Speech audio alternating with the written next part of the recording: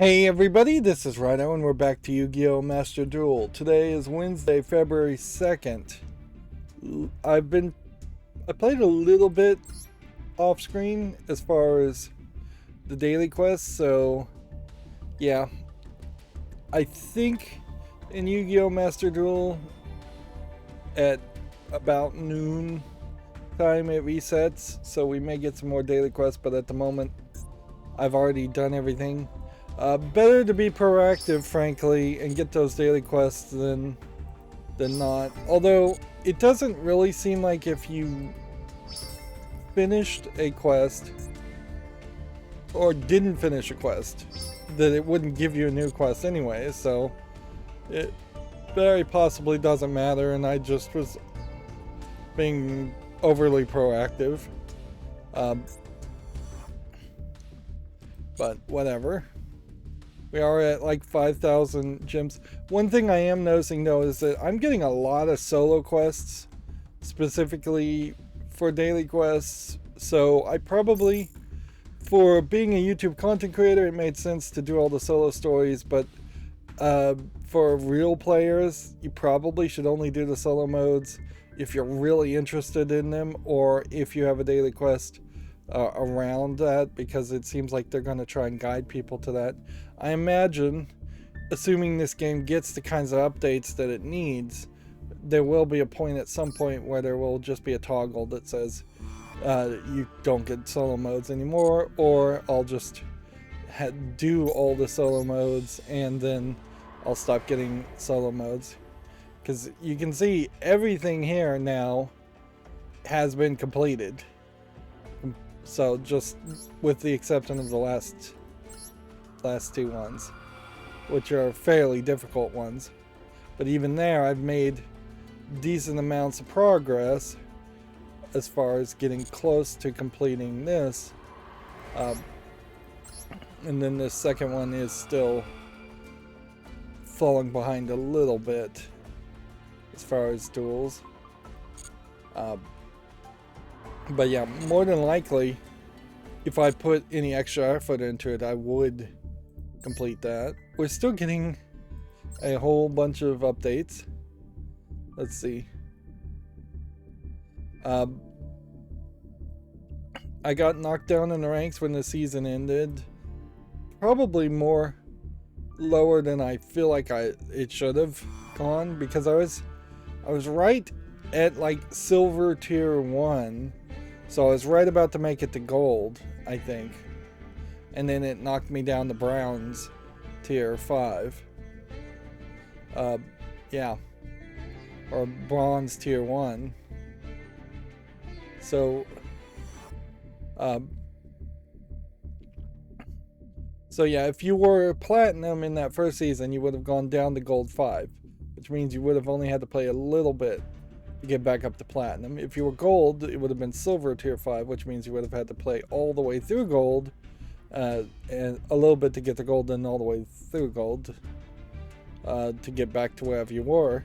But if you were silver, for some reason, they knocked you down to bronze 1 instead of bronze 5. So I have to play quite a bit to get back up to silver.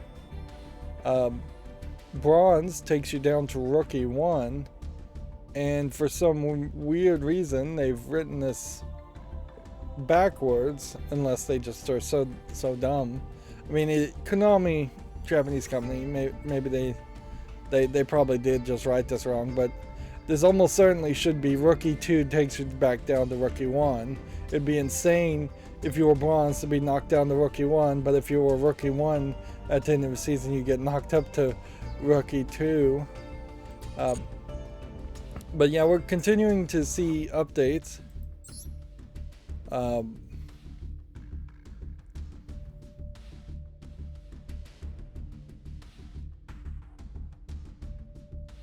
Like, they're still having all kinds of issues, and they still are very much kind of releasing this in a beta state. As for the battle pass, I don't know why it's all the way to the left here at this point, because we are so far ahead. Like, we're at 80 and we have 60 days. So I definitely could have put off the battle pass thing. And even now I'm kind of in a good position where I could spend a decent amount of stuff in the shop if I needed to, but I just don't think there's a good reason to do that at the moment. Like, what I potentially would start thinking about doing is let's see about just getting rid of the dual fields. What would that actually cost us? 2,400 gems is awfully a lot, frankly. And there's this problem that you buy one of these fields and it doesn't make the visuals for you look good because you still see the field that your opponent has, so it's always this weird half and half mix. Protectors arguably would make more sense, but I guess the question would really come down to which, if any of these protectors even look good, because they're going to be so zoomed out that you can't even tell what they are. And like right now I can't tell what that is. I really can't tell what that is. I get a general shape from that. Can't really tell what that is. So you're only gonna see this in a good light, like when you're drawing cards.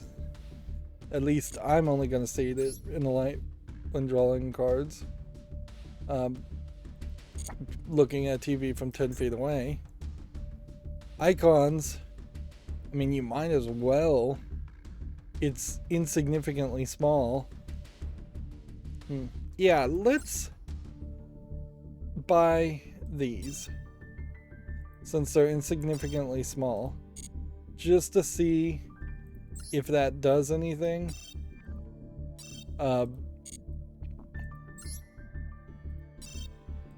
Like, because I almost feel like this should potentially open up a secret pack for getting one of these, and yet it didn't.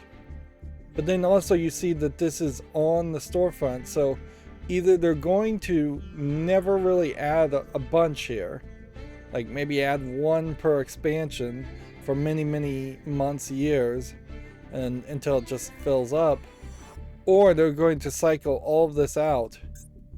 And I kind of question whether they would cycle out dual fields, because that's just a lot of animation work where an icon is very little animation work, or that they would cycle out these mates.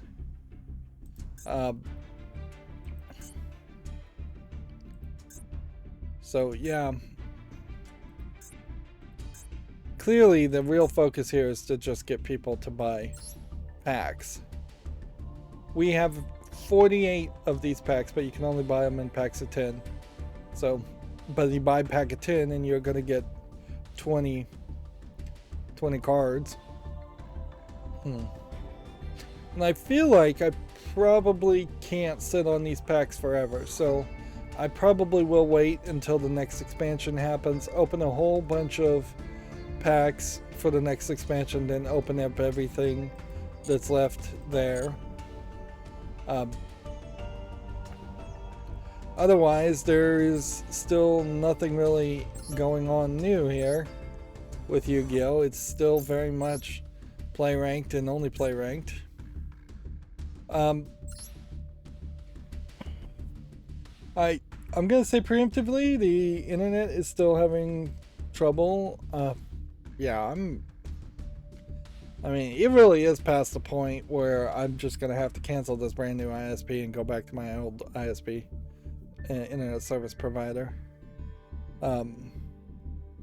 because this has just been ridiculous that you would have this trouble for this long, and I can't really even imagine if there was just perfect internet service for the rest of like the first year contract,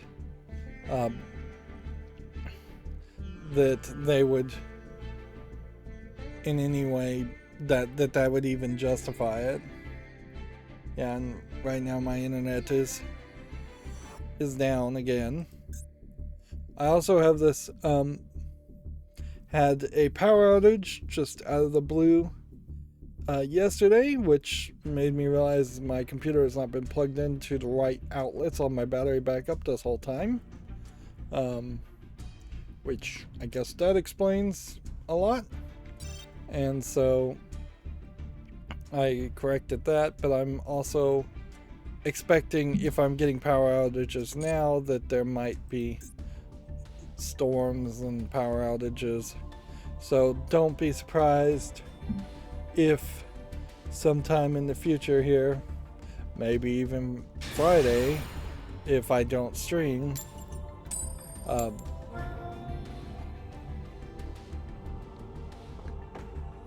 maybe Friday, maybe next week, who knows.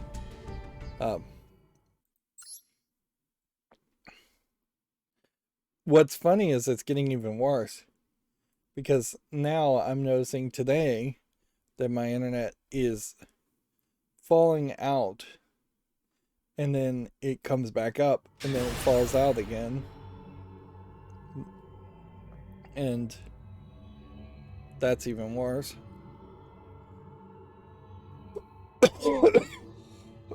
And this is glitched.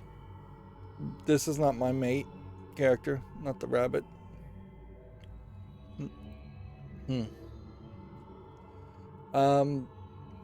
For the accountability section, I played a little bit of Yu-Gi-Oh! I already said that. I think probably between last stream and now, I've maybe done a little bit of the Fallout 3, but not really a lot.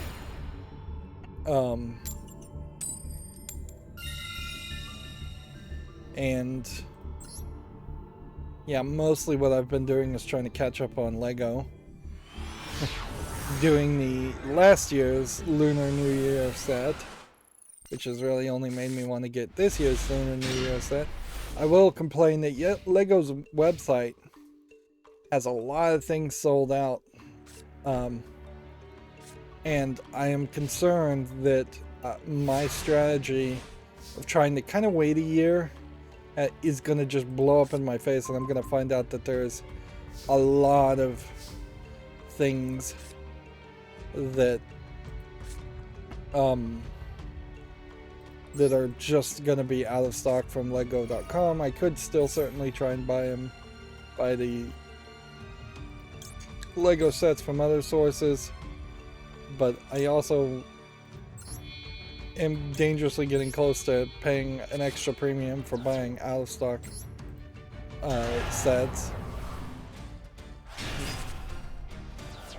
I probably overly focused on getting smaller sets instead of just getting the big modular sets that I was focusing on. I also have a whole new furniture table I'm building. I will mention that I'm building this table based off of combining several other pieces of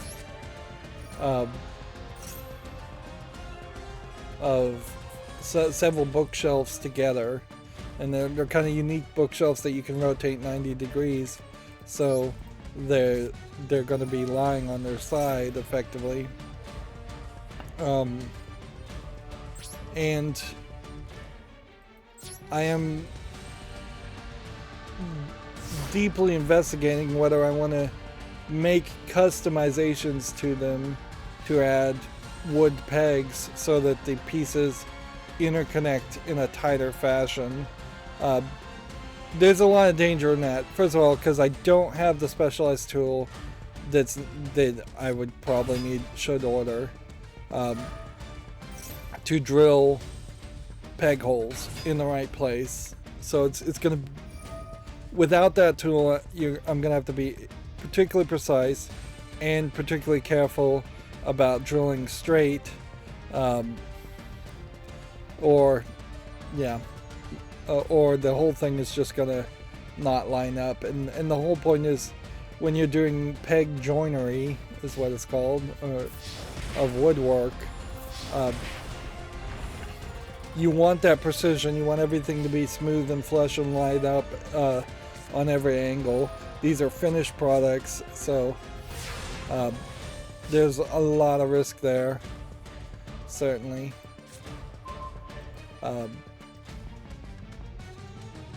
And so I definitely am gonna, more than usual, because usually I have an idea and then I just go head first in it and don't let self-doubt or anything like that slow me down, and I just jump in it and see if I can do it, and most of the time something comes out of that and it succeeds. Sometimes you fail miserably, but in this case I think I'm going to really investigate whether any modification like that needs to happen at all.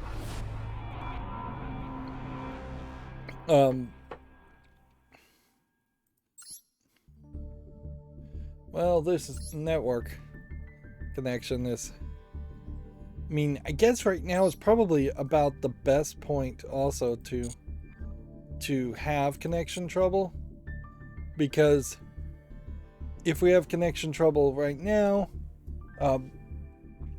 then I can just talk about video game news, and like, we don't even have any daily quests at the moment, so we can just kind of wait until that resets. So yeah, and I probably should just try and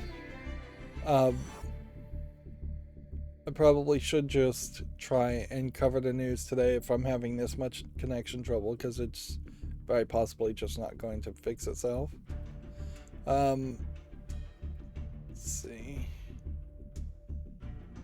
Let me just scroll down my Twitter feed once more. Because of the connection troubles, my macro has also not been working very well. I need to see if there's a way to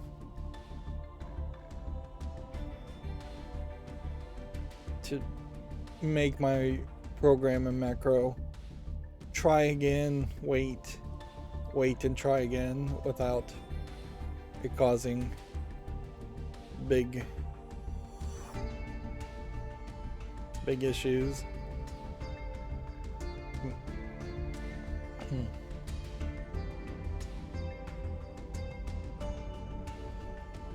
Of course, I'm not showing anything on the screen particularly interesting, as it's constantly having trouble.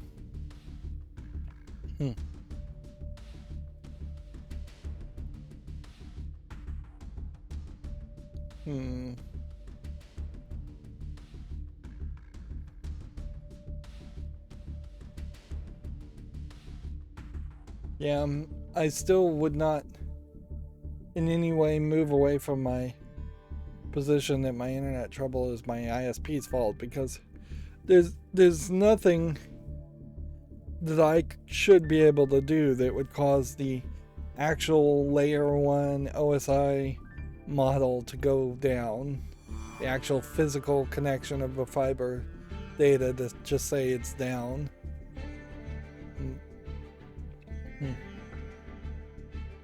I'm half suspecting that my ISP may just either be incredibly incompetent or incredibly cheap and have bought used broken equipment, or something like that. I suppose it is worth mentioning that Groundhog Day, I guess, happens today. So Bethesda puts Happy Groundhog Day to Mr. Mole Rat in his shadow, which I assume this is Fallout 4's version of a mole rat. Which, having still playing Fallout 3 at the moment, yeah, there is some improvements of realism as far as what Fallout 4 looks like compared to Fallout 3.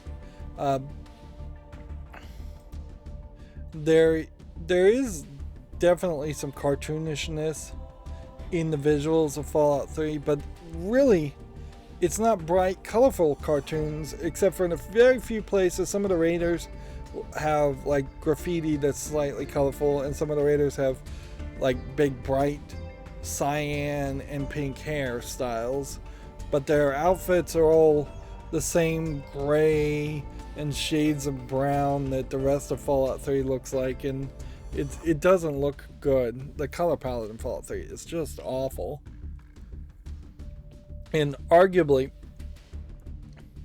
maybe Fallout as a series should be the more cartoony version, because when you now have the hyper-realistic Skyrim, or the fantasy visuals of Skyrim, but still that being kind of realistic, and then you have Starlink potentially coming out and that being realistic visuals, it really wouldn't hurt to take the cartoony concept of Fallout and cartoonify the visuals to match that, instead of going with the standard realistic things.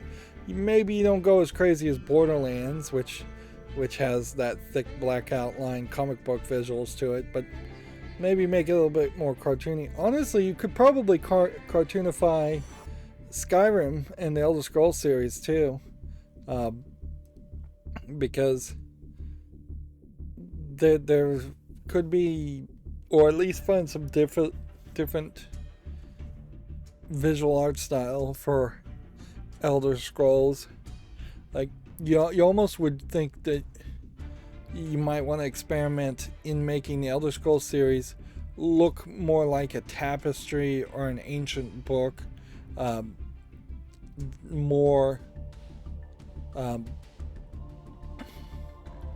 more stained glass almost in its look, something that feels old, where Starlink should feel hyper realistic. At least, not knowing the story of Starlink, I would assume that should be the hyper realistic ray tracing visuals, and then Fallout story is never going to make that a realistic feeling story, so that should be something different too.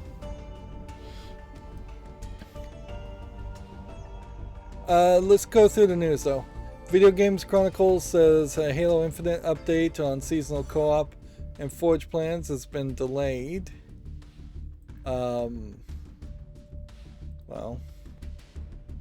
Scum VM is now starting to work on a Marvel Comics Spider-Man the Sinister Six game that it was the first support game that used the Hypno engine.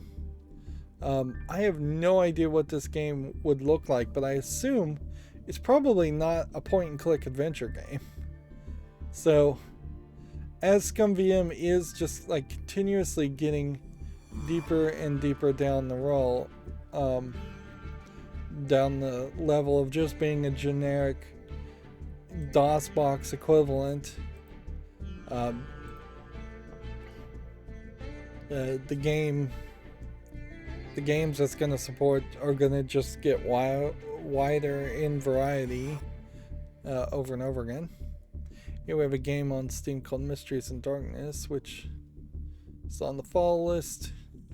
So, that was probably a fall list cleanup link. Sony's MLB The Game will hit Xbox Game Pass on day one for the second year in a row. We'd already talked about that. Sony is buying the Destiny creator Bungie for $3.6 billion. I think we had already bought in that. Of course, I don't even really know the history of Bungie so much, but as I understand it, and I imagine people could research this to get more details, pretty much everybody that was at Bungie when Bungie was making Halo left to make 343 Industries. So there was basically a schism, a split between people that wanted to continue to work on Halo and people who didn't. And while the company Bungie will forever have the name of the same name as the company that made Halo in the old days. It really doesn't have the people. Uh, so Sony is buying Bungie for Destiny and Destiny only, and I don't know if that's really the best of deals. It is also worth mentioning, if I recall hearing the story right, at one point Bungie was owned by, I believe, Activision Blizzard in what sounds like a terrible deal where Destiny 1 was going to have to meet these performance metrics, and if they didn't, just more and more of the percentage of the game was going to go to the publisher of Activision Blizzard and be taken away from Bungie, which sounds like a terrible deal. And it definitely seems like there were times when Bungie came out straight and said that they wanted to be an independent controller and not beholden to anybody and not have to be told what to do. And so when you see an article here and it says it will become a, quote, independent subsidiary, I think that is their thinking. But I think in a lot of ways you're always going to be fooling yourself if you believe that's the case. You can't sell yourself to the devil and think thought you've tricked the devil. I mean, it's just insanity. This is, in my mind, a very apt comparison. Like, Sony is a very different Sony right now, with Jim Ryan and Sony of California trying to make something very different from what the old Sony Interactive Entertainment was. But at the end of the day, Jim Ryan, after a certain number of years, after a certain point, will be too old to be the boss of Sony. And if Bungie is still around there, and if Bungie is not doing what Sony Interactive Entertainment wants, they will shutter that company. They will take tighter control of the company. You are a subsidiary. You're giving up all autonomy there, and you're fooling yourself there. In a lot of ways, being acquired by a company is not too different from the horrible heartbreak of having to work at a job, particularly if you're taking jobs that you don't particularly want to take and you're not enthusiastic about it, but you just need the money. You're just desperate. You're working that Walmart job, that McDonald's job. Like, nobody gets hired at Walmart and McDonald's, and hopefully nobody, at least, starts working at McDonald's or Walmart and thinks that they're going to be free-willing, independent people that can do whatever they want, and they're still going to get paid and still be employed.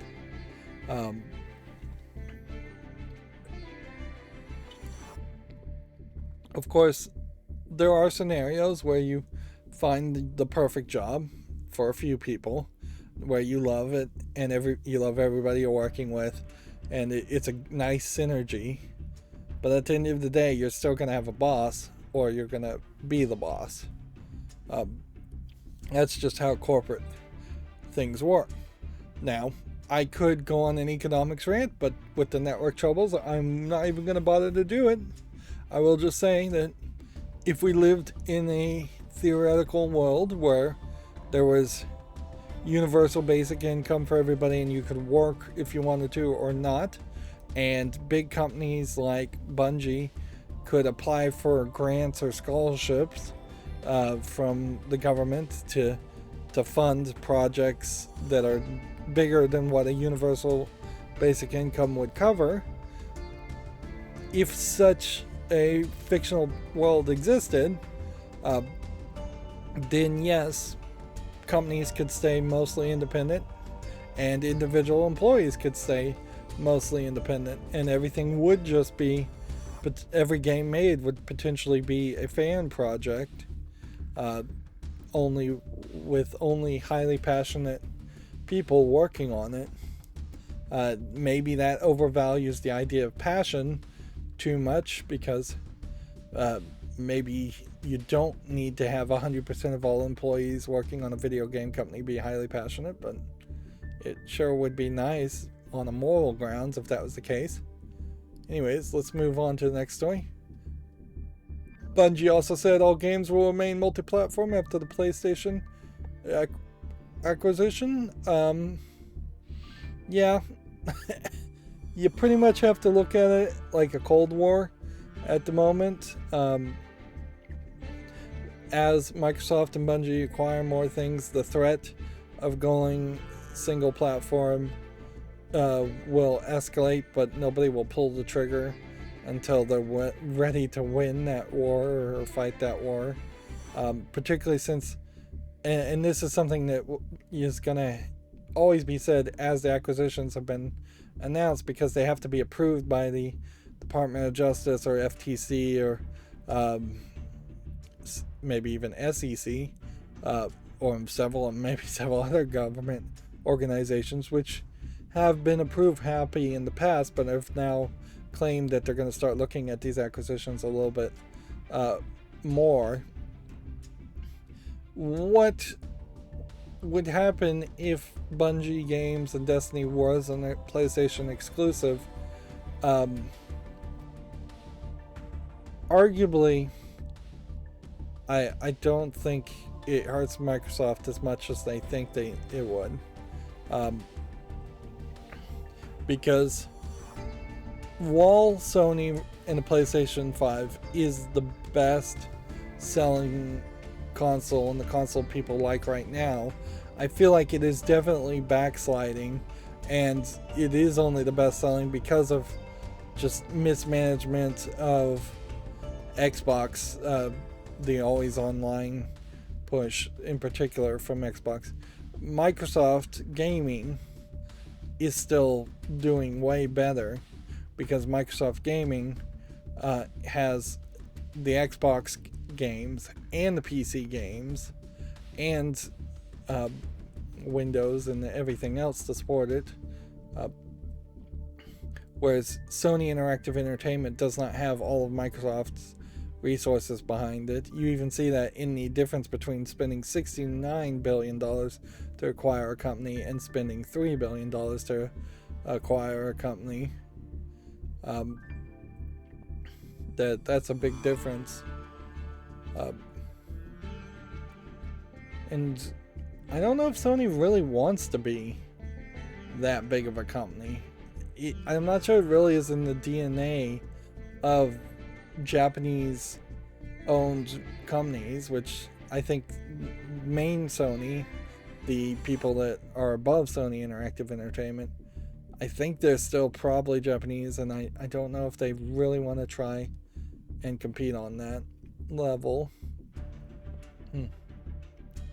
So yeah, I just don't think a game as a service like Destiny in particular would get people to give up on Game Pass.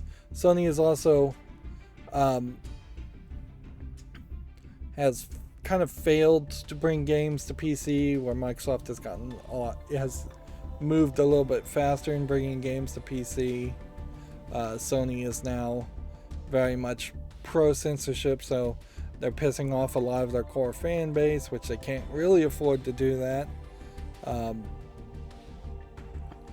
When you look at the Japanese week by week sales, it is Nintendo Switch that is way outselling Sony, and Sony is also failing to compete in the kid sector, really, as far as games. So if Sony was going to be pro censorship and say we're going to make a whole bunch of kids games, they really would need to announce that fairly quickly. They probably should have announced that a year ago,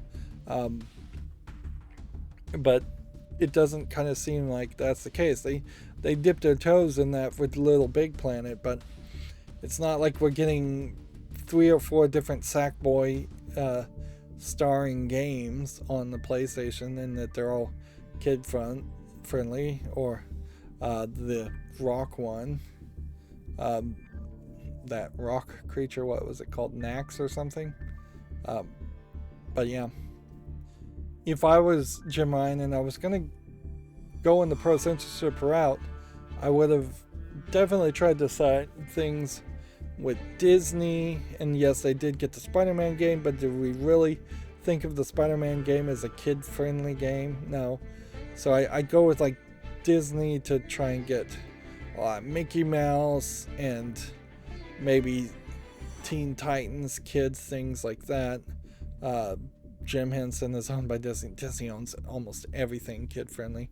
You work with Nickelodeon to make more than just a Smash Brothers clone, although you still make the Smash Brothers clone.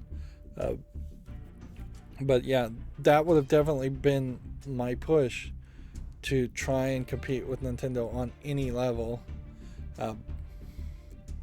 Because there is this weird thing where I feel like a lot of pro Sony fanboys are saying, or at least feeling like, well, Sony's ahead right now in the numbers, and that there's just this kind of arrogance that will always be the case.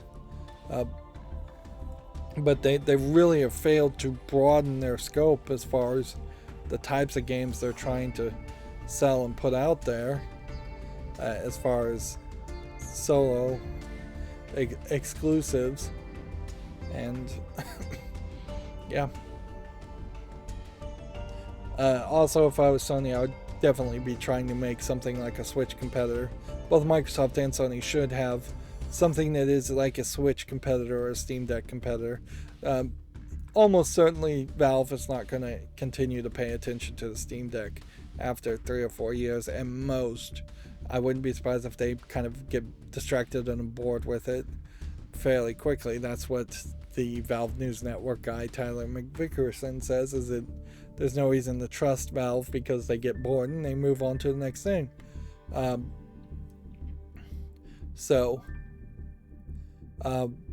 would totally expect that there's gonna be some kind of handheld thing coming out for the next generation for Xbox and Sony, and the question is, when is the next generation going to happen for Xbox and Sony? Anyways, moving on. Sony also says it has many more acquisition moves to make. Everything is cheap now, so it's not super surprising that acquisitions are going to happen. In a lot of ways, this is the death of a lot of these companies, and it's the right cycle. It's probably been around 30 years since a lot of these companies have established themselves. So if you were a young 25-year-old and you worked at 343 Industries, Bungie, when it first came out, and you've been working at Bungie ever since, well, if that was 30 years ago, you're now 55. You're getting to the point where you should start thinking about retiring. So a lot of programming people probably starting to age out.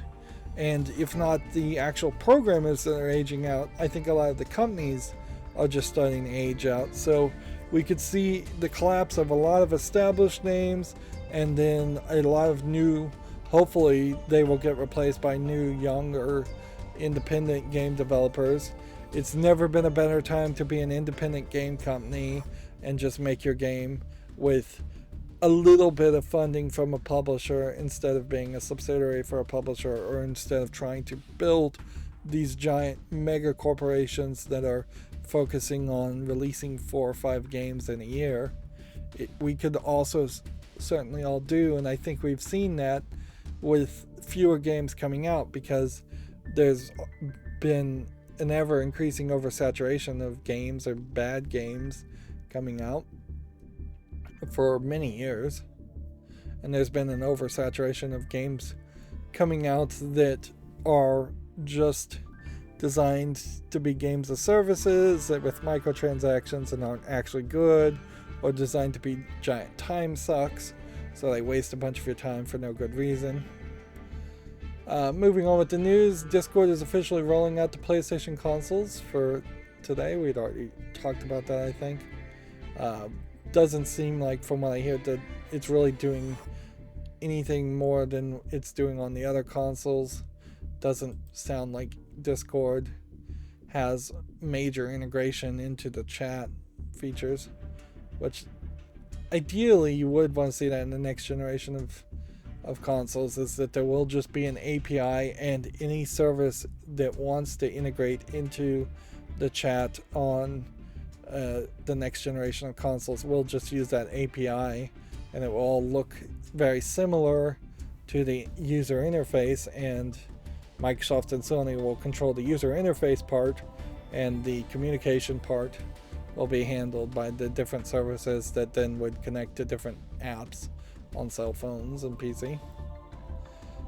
It Takes Two is being adapted to a film and a TV by the Sonic movie writers, which the fact that they're adapting two different scripts definitely makes it feel like they're definitely punting on this and speculating a lot more than that they've been given the go-ahead, really. It's probably fairly premature to even mention this, because this is almost certainly one of these types of spec scripts for both the film and the TV that will just get shelved, and nobody will ever actually agree to produce it, or they'll agree to make a pilot for TV, and that's as much as it will get. It's incredibly hard to get movies and TV made, and one based off of a fairly weird concept in a video game seems kind of ridiculous. Even when you look at the movies that get made, they are always made after giant, very easy to understand video games like Doom. We never got a BioShock movie, for instance, and that would have made a lot of sense storyline wise to make a BioShock movie, and yet it just never happened. Probably because it's too complicated of a concept to put into a 2-hour movie. In a lot of ways, this article is barely even video game news to me. I guess technically it is, but the hit puzzle game Wordle has been acquired by the New York Times, and everyone's speculating that almost certainly at some point in the future you will have to have a subscription to the New York Times to play the app, even though they're going to keep it free for the time being. What's funny is they also described the game as being purchased in the low seven figures, which, like, I suppose is anywhere between 1 million and 4,999,999. But yeah, it's barely a game and barely news. It's a much bigger statement on New York Times either having too much money or being desperate to just buy viewership.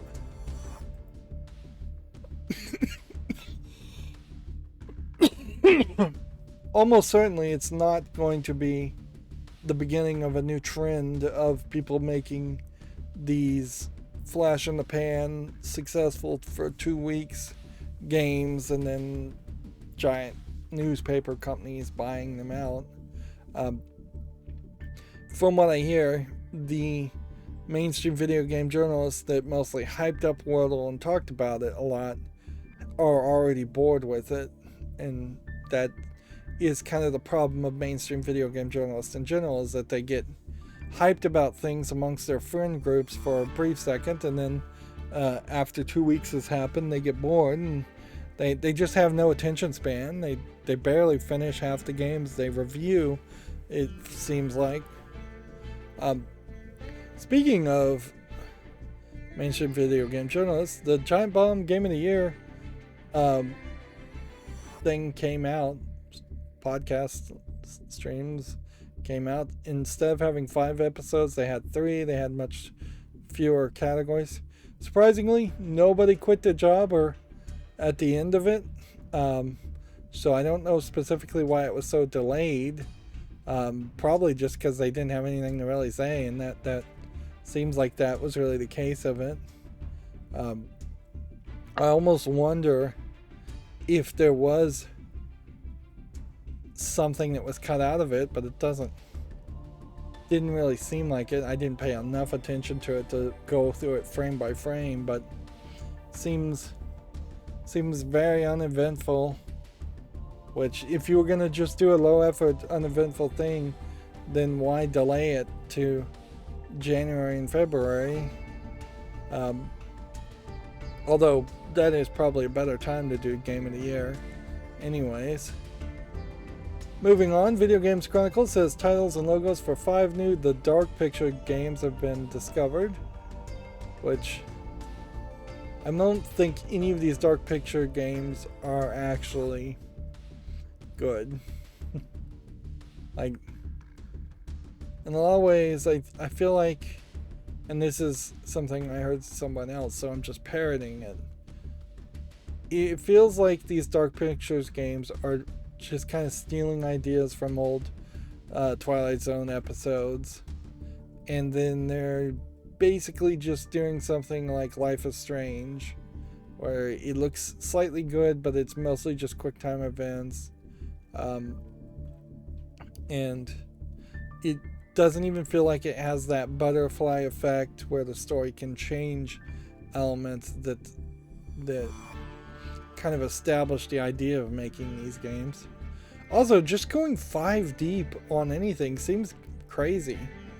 Like, they even though these are 5 different games, they really have no new ideas here. Like, nobody in this company wants to make a first-person shooter or a puzzle game or anything even slightly different. You just want to churn out the same things over and over again. This is a very similar to the Telltale model, where it's just like, it feels like we're going to get some stories where these people are going to just be completely overworked making the same game over and over again. The engine will never get improved. While it may look good now, I think just as the years go by, if they're not going to be able to ever put any kind of different gameplay mechanics or experiments there, it does kind of feel like I can't even watch the videos, can I? Because the network's just so bad. Yeah. It does feel like this will just end the exact same way Telltale will have it end, because people will get tired of this very quickly, and in this case, I'm not sure people weren't tired of it in day one. So I imagine it'll just be fewer and fewer sales with every new release of a game. They really need to change things up.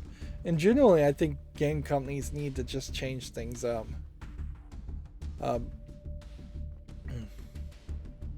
A band called Bring Me the Horizon is going to cover Moon Over the Castle for Gran Turismo 7. This barely feels like video game news to me. Like, when you're talking about soundtrack news.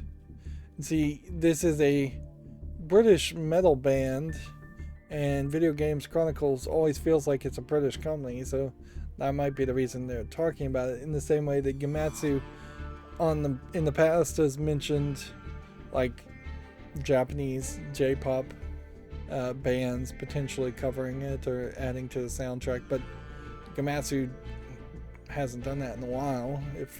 I think they've done it before. I can't even remember. There's this report the FTC has reportedly stepped in to review Microsoft Activision's Blizzard, which, like, they in the past, this would be the Justice Department.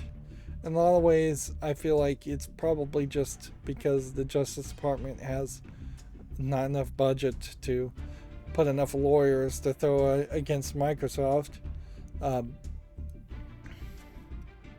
But basically, it's just a procedural decision, I think, is how you should take it, and not think of anything anything bigger than that. on the face of it, the Federal Trade Commission um, has as good of a reason to investigate it than the Department of Justice anyways, because the Department of Justice in general, most people would think that they would have to potentially stop the Activision Blizzard merger acquisition. It's not a merger, on the grounds of labor and standards reasons, or on the grounds of like national security reasons.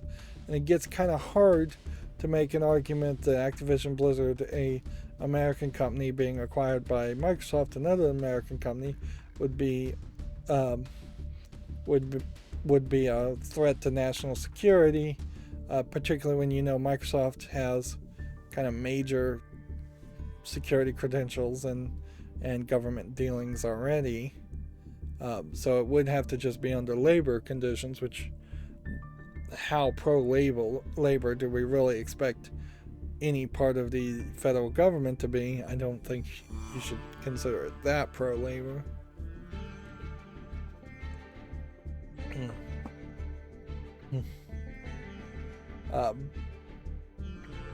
The feeling certainly still is that this will maybe not be rubber stamped, but will be approved. Team 17 partner studios have criticized the publisher's NFT announcement. So the moving out, going under, and Greek devs all condemn the plans for Worm's NFTs. And see, Team 17 was working towards being a publisher, and now they've kind of pissed off companies that they've done business with, at least at some level. I wouldn't be surprised if in the background none of these companies really care, but they just don't want to be associated with the negative press. In a lot of ways, Team 17's desire to be a publisher is definitely echoed in the idea of their desires to have NFTs. We have been seeing this trend where more and more companies don't want to make games. They don't want to actually create a product that is worth buying. They just want to make money off of other scams or other people's effort. And in a lot of ways, I do suspect we will see several publishers eventually collapse. It's kind of hard for a publisher to collapse because they can always shut down the companies that they acquired under them and still try to be a publisher a little bit longer, as long as they still have other departments they can shut down. But there are definitely 4 or 5 publishers that should not be publishers. Team 17 is a great example. I think Starbreeze is a publisher that's probably a good example. Gearbox at trying to be a publisher is a good example. The THQ Nordic Embracer Group is probably a bad example, but I wouldn't be surprised if we start to see a twist with them before anybody else, because they had been acquiring people for a couple years earlier. I wouldn't be surprised if we start seeing Embracer Group starting to consolidate companies, shutter some of their subsidiaries, and save a few pennies here and there doing that. See, next Xbox Game Pass titles have been confirmed. The new titles include Crossfire X, Ark Survival Evolved, and Dreamscaper. Also Contrast and Telling Lies. I think Telling Lies was the bad game. Real descriptive there, yeah, the bad game. I think it was the bad version of the game where you interview the lady and it's just a whole bunch of videos you have to search through. I forget the name of that. Then Besiege, Crossfire X, Edge of Eternity, Skull the Hero Slayer, The Last Kids on Earth, and The Staff of Doom. That's probably something kids would like more. I would always think that some of these expansions struggle to find kids games because they just struggle to make kids games, particularly for Xbox again. Ark Ultimate Survival Edition and Infernax.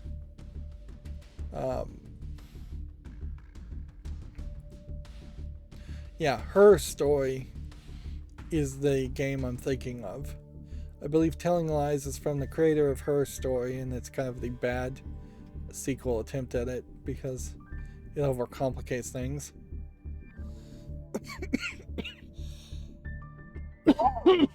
I guess that's a slight expansion to say Discord PlayStation support is rolling out in Europe. Activision execs tell the staff that forming a union could affect game quality. Quote, all of this could hurt our ability to continue creating great games. When were they creating great games?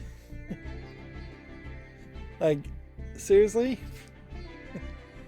What, in the past 5 or 10 years, when was Activision specifically creating great games? All they've been doing is making worse and worse Call of Duty games.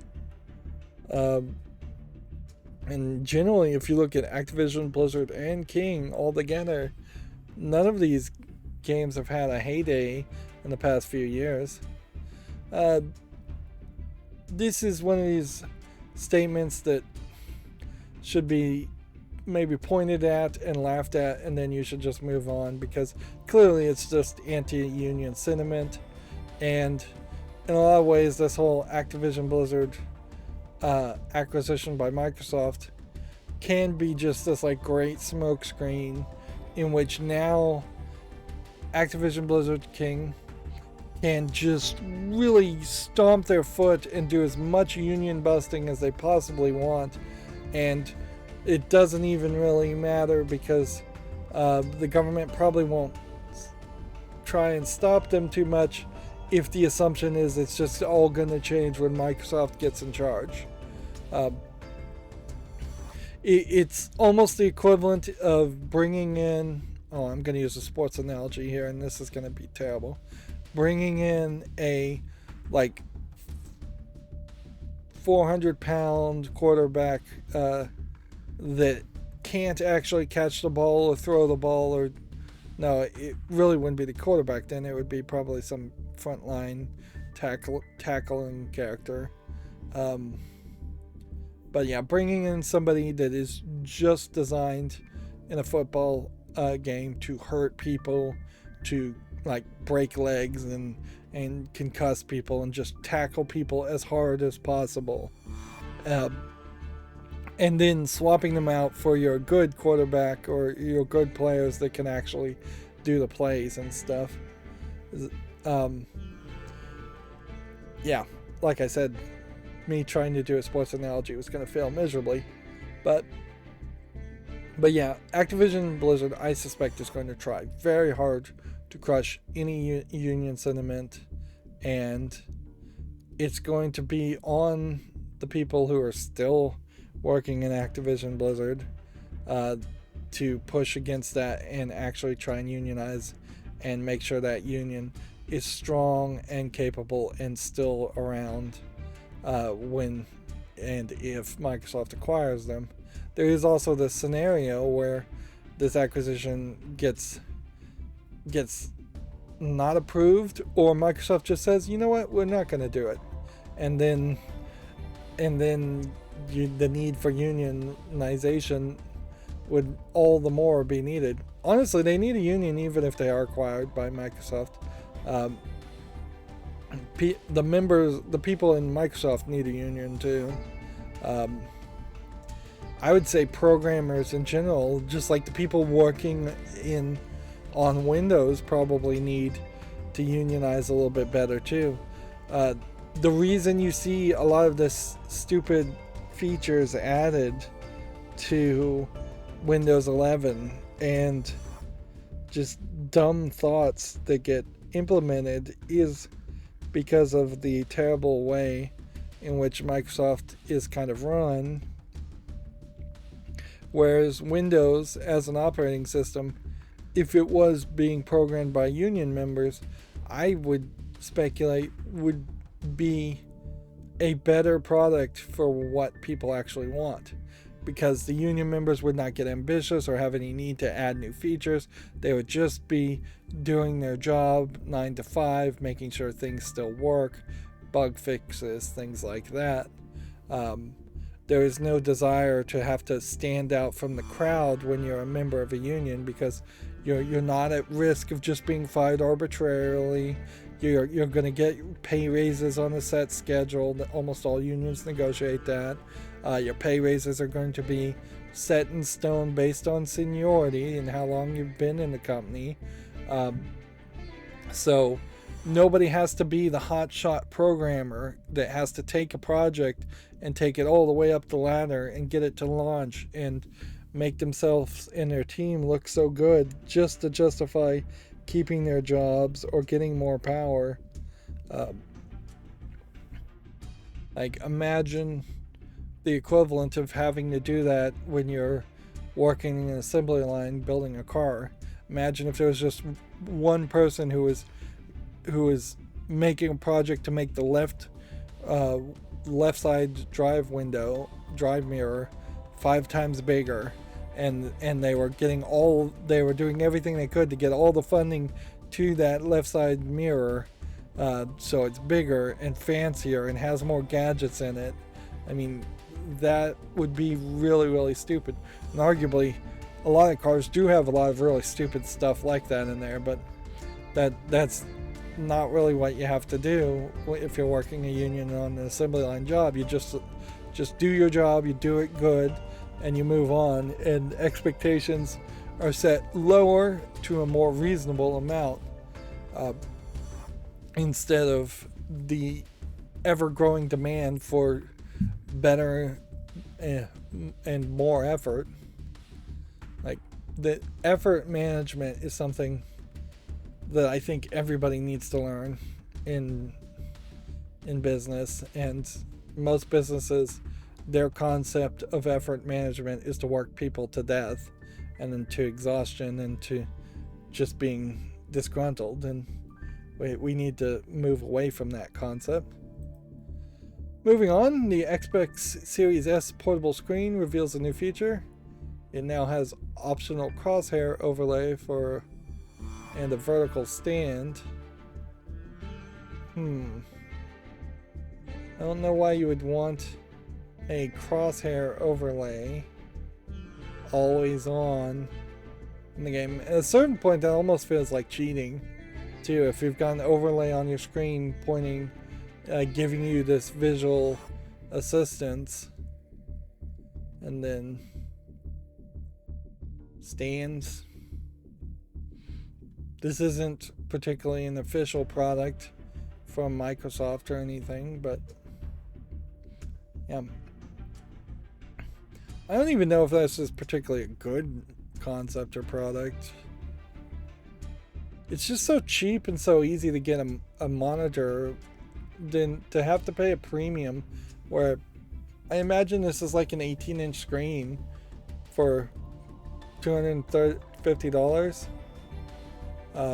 They're selling it for $160 at early bird pricing. Like, that's a lot to pay for such a small monitor when you can go to Amazon.com or Walmart and spend $250 and get at least a 32-inch smart TV instead.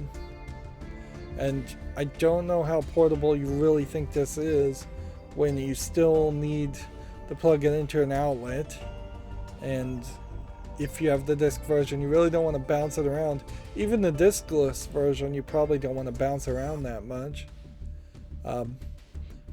It definitely feels like one of those gimmicks that doesn't actually have an audience, which we've seen over the history of video games, a lot of that.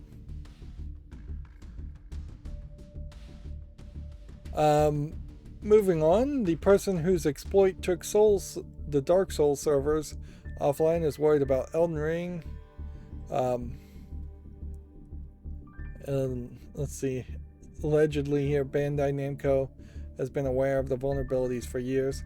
This was a remote code execution bug where you could basically hack into someone's computer through Dark Souls, and Elden Ring's code seems to be very similar. It seems ridiculously bad that such a thing could possibly happen through a video game. But yeah, I imagine video games would be a vector for vulnerabilities to definitely research.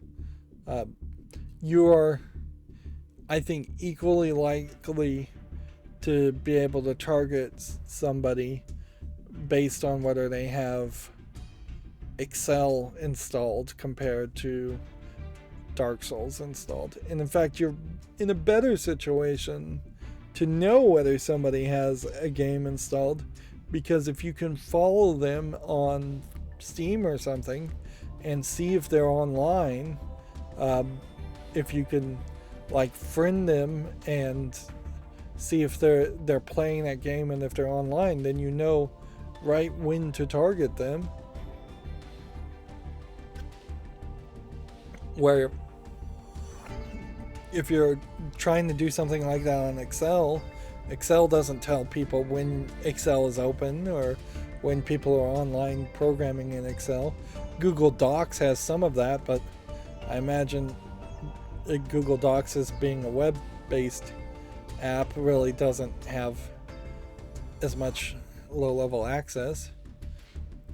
And almost certainly the reason why you can do remote code executions in the Dark Souls game is because either there is a low-level anti-cheat software that is giving way too much access to the game itself, or the game itself is just programmed so poorly that it's giving itself way too much access. And that really is a flaw of Windows. And as annoying as some of the more locked down, secured Linuxes can be, there definitely is an argument that Windows should adapt some of those concepts. And they tried, certainly, but they don't implement it or explain it well enough for people to want to have those features turned on. Moving on, Battlefield 2042 Season 1 has been delayed until summer. Danny Trejo will be a guest character in Ollie Ollie World, which, okay, I guess that's good. Like, it's silly, I guess is what you'd say, and just move on. Stunt casting, basically, for a video game. A new Assassin's Creed Valhalla update details the Dawn of Ragnarok achievement leaks, if that interests you. At this point, I've pretty much lost all interest in Assassin's Creed. Let's see if we can connect here. I mean, there's kind of no reason to even try and connect, because I'm just looking at like the frame drops and the network issues, and I'm teetering around like 5.7% frame drops.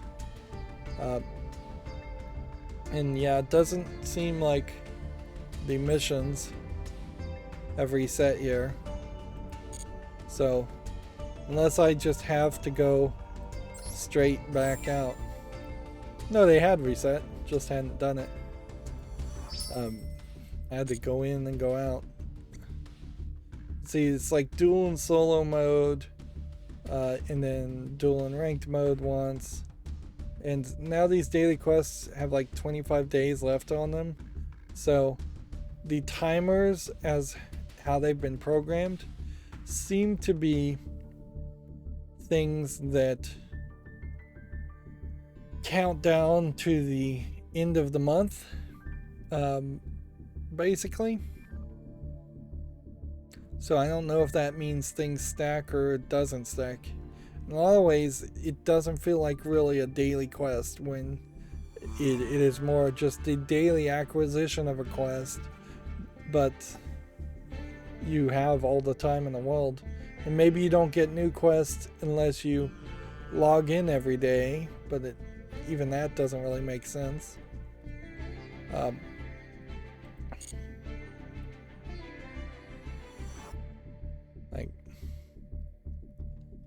And really still having network trouble, so we might as well just cover the news. February's PlayStation Plus games are now available to subscribers. Do we have a list of what games those are?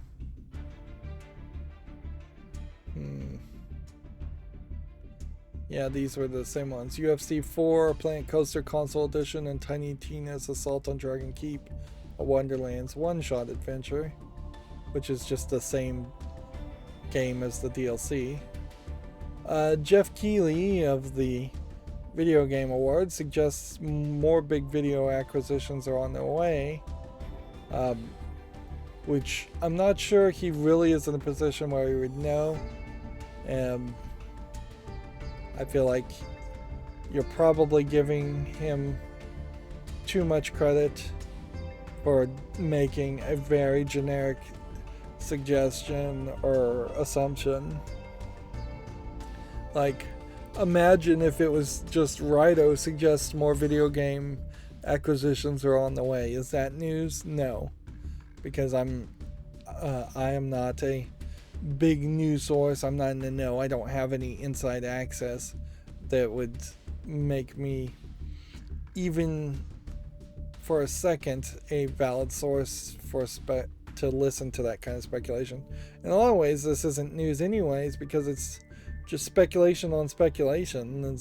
Until you have an actual fact to report, you don't have news. And it's pointless to write an article like this other than you just wanted to get some clickbait link views. Moving forward, Team 17 has swiftly canceled its Worms NFT plans following a backlash. Quote, "We have listened to our Teamsters, development partners, and our games community," end quote. Yeah, I half wonder if they never actually planned on releasing NFTs in the first place. Somebody is going to do that. Somebody's going to announce something controversial just to get their names out there. Because we were not talking about Worms. I don't even know if there is a Worms game out right now that's particularly new. We weren't talking about it, and then all of a sudden we were talking about it in a negative light. And so maybe they just thought any news is good news and put out this. Particularly in this case, I feel like they could have said, we're going to have fake NFTs in our game, but don't worry, they're free. If you'd come out that direction and or you know what you really would want to say is, we're going to have NFTs in our games, but don't worry, they're worthless. People might get on the meme of that, but honestly, now is not the time to have tried that, because people are irate around the idea of NFTs and metaverse too. People spouting metaverse as a phrase as if it really means anything. But yeah, there's now is not the time to even joke about NFTs or metaverse. Video games in particular should stay out of it. It all screams scam in the ears of consumers. Moving on, Video Games Chronicle, I'm never going to get that name right, says Dying Light 2 is in the wild, but Techland is asking players to wait for the day one patch. Studio wants to players to experience the game the way it's meant to be played. This is probably in part a reaction to the fact that, from what I'm hearing, a lot of people are not liking Dying Light 2. And what's funny is, I was listening to a review of it, and they were comparing Dying Light 2 very much to Mirror's Edge because you're running around the tops of roofs quite a bit to avoid zombies on the ground of this like giant city, instead of comparing it to Dying Light 1 or Dead Island, which, yeah, it does make a lot of sense that you would make a Mirror's Edge game that had zombies in it. The several Mirror's Edge games that have come out all seem to kind of lack a gameplay mechanic as far as enemies that you consistently are fighting and beating up. So adding zombies makes sense there. That being said, that's not really what Dying Light 1 was about or what Dead Island was about. Dead Island was all about 4 different players potentially co-op playing with different kinds of weapons and kind of an RPG system of getting better weapons and going through kind of a story narrative. I haven't heard word 1 of weapons being even a big deal in Dying Light 2. There's also this weird situation here where Dying Light 2 has just been delayed and delayed and delayed, and it's still bad. That really screams poorly for Techland. I don't know if there was just maybe some brain drain there, or if the people that worked on Dead Island and Dying Light 1 had just like left the company or what. But maybe it's just a case really of they made Dead Island 1, they made Dying Light 2, Dying Light 1, and that now Dying Light 2 is effectively the 3rd game in that series, even though it's not the same series, and 3rd games in any series tend to be pretty bad.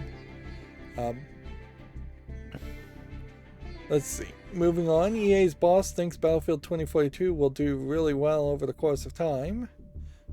I guess good for him. I mean, what else is EA's boss gonna say? FIFA publisher EA is not currently focused on the NFTs, according to its CEO. That is a very great way to say no. Certainly, almost certainly, this is a case where somebody was asked about it. But then he's being very magnanimous because he's saying they will continue to evaluate their potential over time. Because I'm sure EA, being one of the worst game companies out there, would love to put out NFTs for games like FIFA, but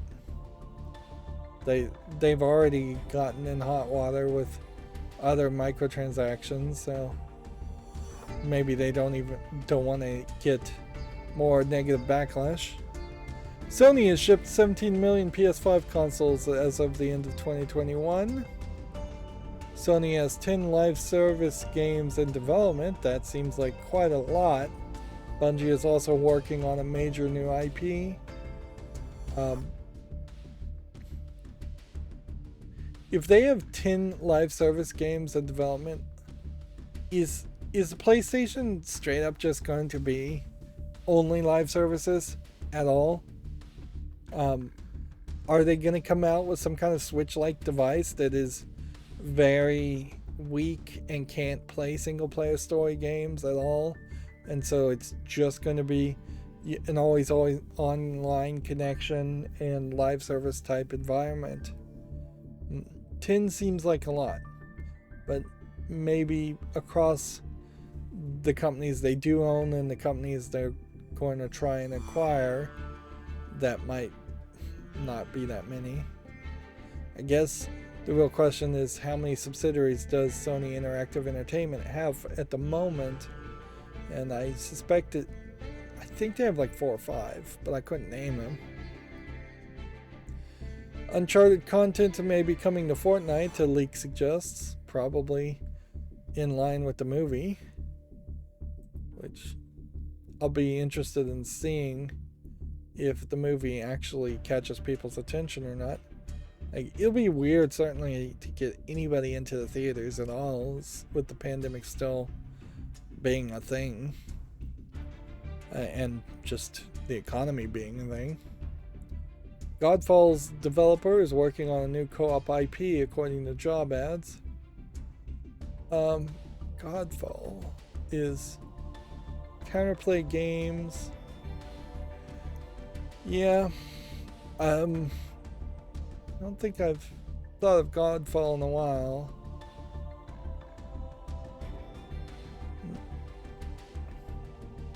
It's kind of an RPG action game by the looks of it. Kind of has a feel like Too Human or Darksiders. But could also just be a Marvel game if you reskinned it. I don't even know how old Godfall is though as a game. It's probably 3 or 4 years old. Clearly didn't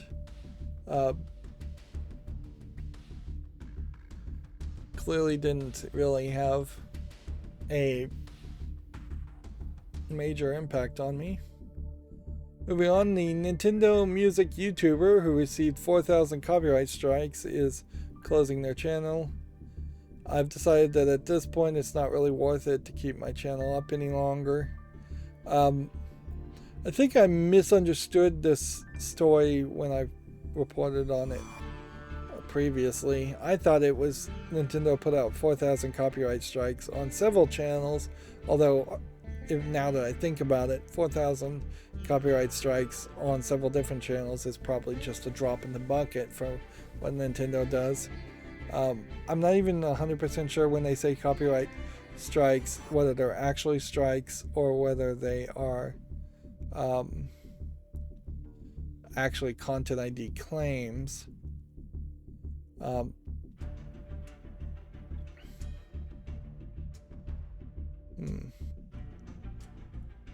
But yeah, because theoretically you get 3 copyright strikes and your channel would be taken down, unless YouTube is just being really, really generous here.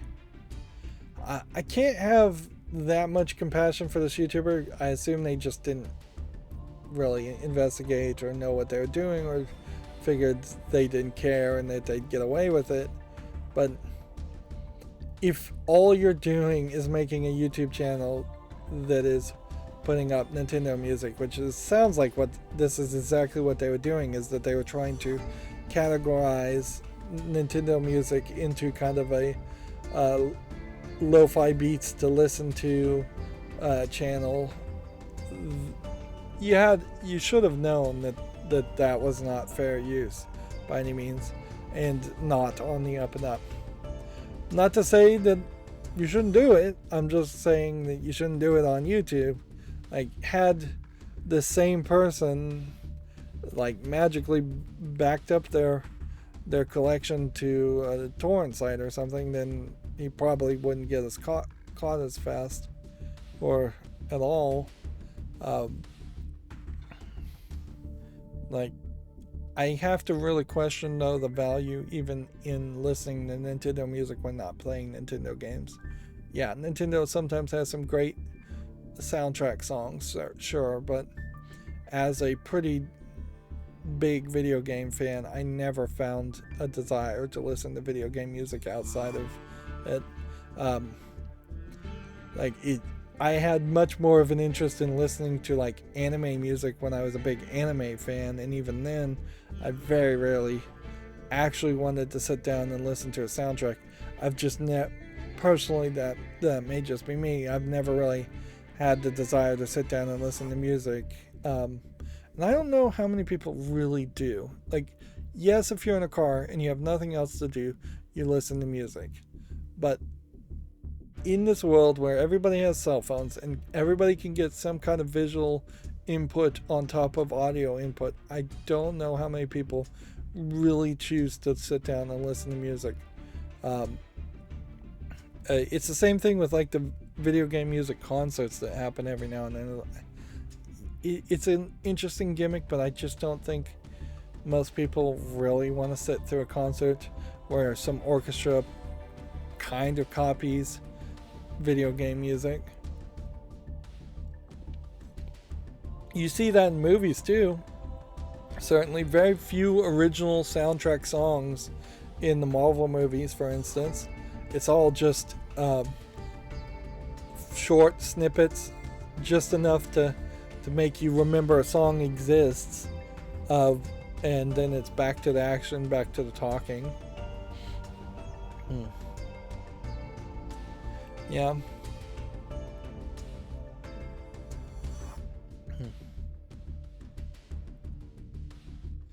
What sucks, I think, more about this is this highlights a couple of problems to get back to the story.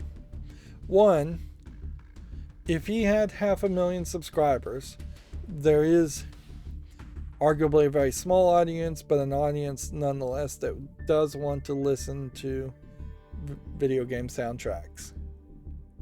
And I could see a historical reason to even documenting and archiving video game soundtracks. Certainly.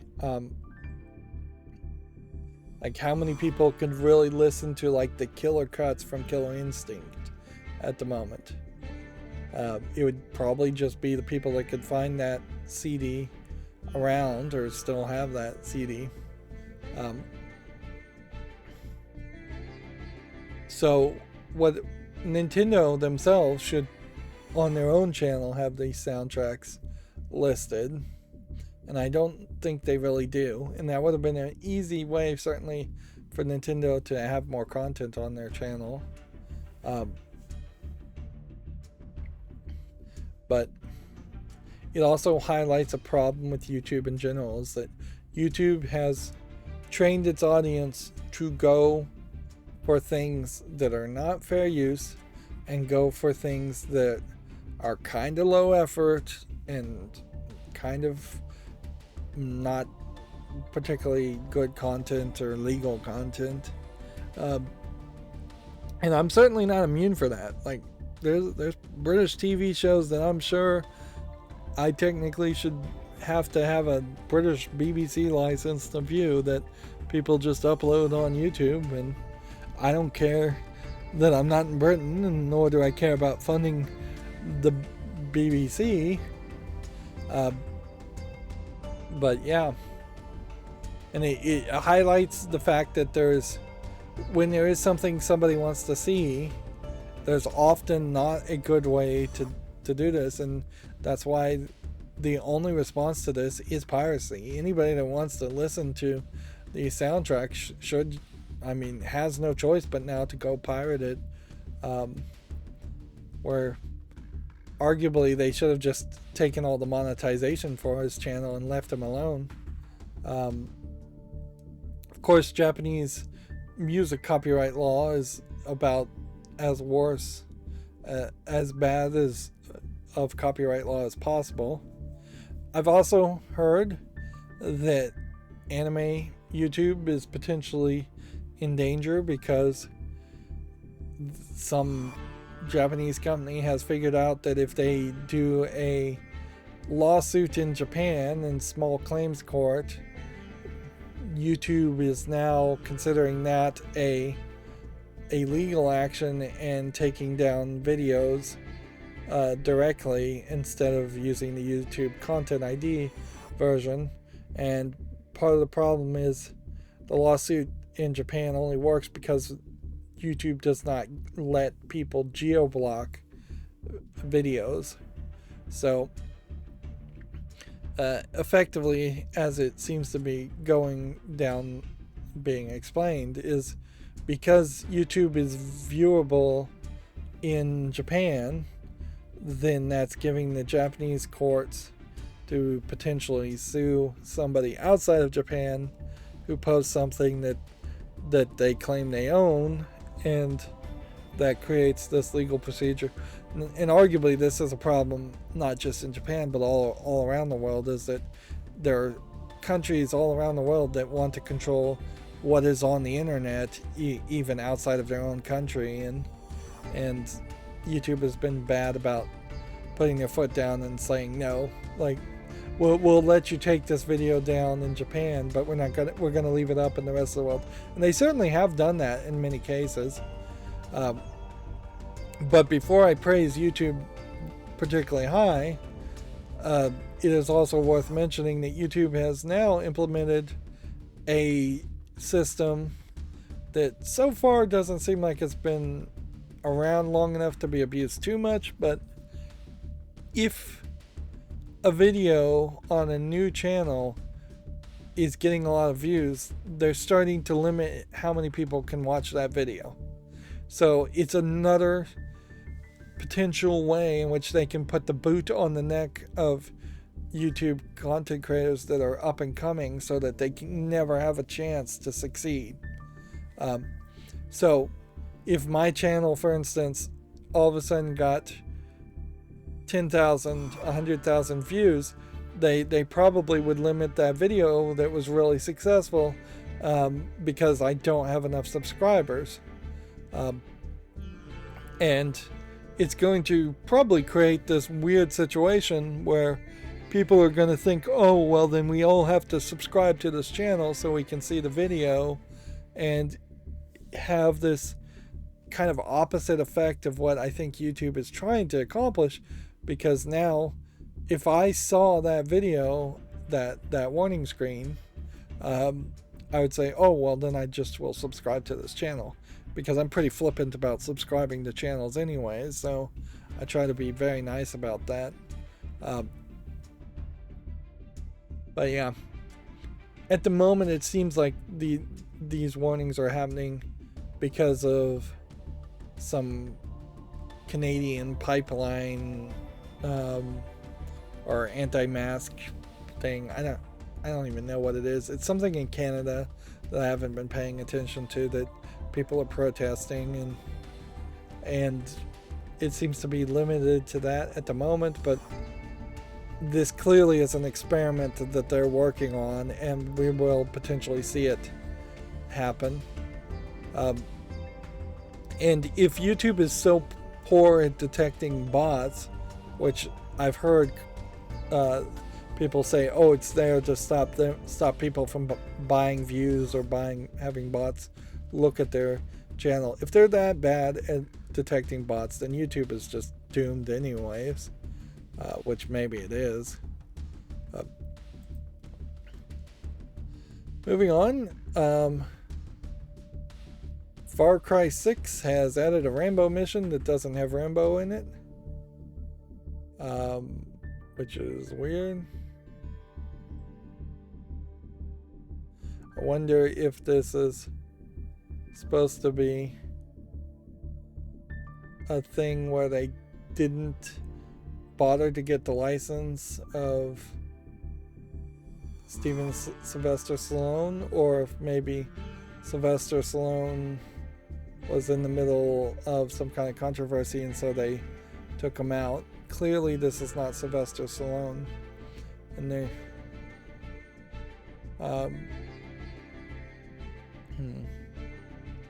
maybe there was even some talk here to reboot Rambo and take Sylvester Stallone out of it, since he is a pretty old guy. And yeah,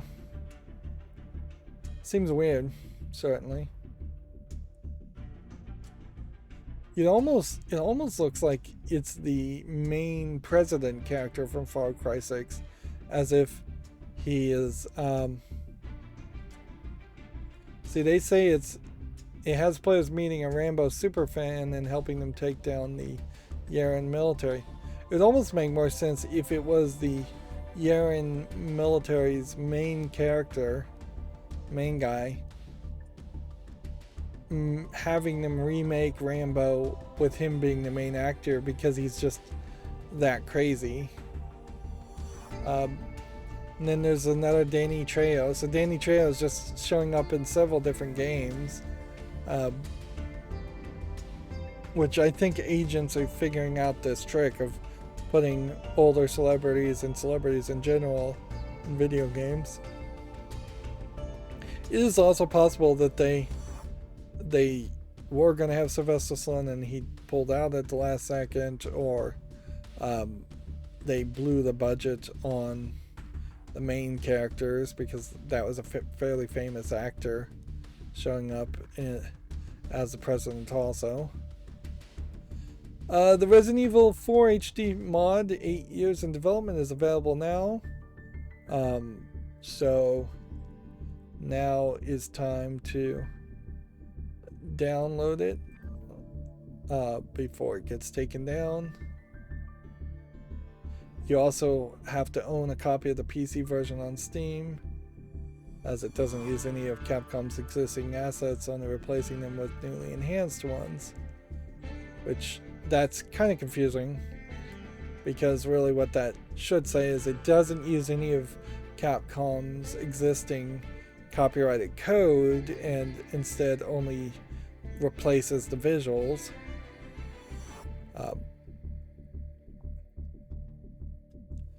Let's see. Next story. Journey, Sky, and Edith Finch designers have formed a fully remote studio called Gardens. Its goal is to create online games that foster rich interaction between players. This will be interesting, certainly, in the idea of going fully remote, which I think, yeah, the next generation of game companies, as we start to see a next generation of game companies, may very well be fully remote. Game programming in general, going fully remote makes a lot more sense than almost any other industry. And so, yeah, we could see a lot of that happening. A lot of going fully remote, saving a ton of money on office spaces, saving a ton of money on just cleaning, hiring a cleaning lady, stocking the snacks in the break room if you have such a thing, buying computers. We will fairly quickly start to realize that there are secret expenses from working from home, but the benefit of working from home, I think most people are willing to take that. If all of a sudden they realize that they have to buy their own computer, and that maybe you're not making enough money for you where you could really even write that off as a business expense. It's kind of hard to at the moment write off a computer as a business expense legally, because I think you pretty much have to say you're using it 100% for business. And how many people legitimately can say they don't personally do some things on play games or do something else on a business computer, even if they're playing games in the office. So there is room certainly to be more lenient as far as tax law in that case, as more people work from home. Claiming a office space on taxes is the number one way to get audited in taxes, to the point where it's pretty much not worth it to even do it.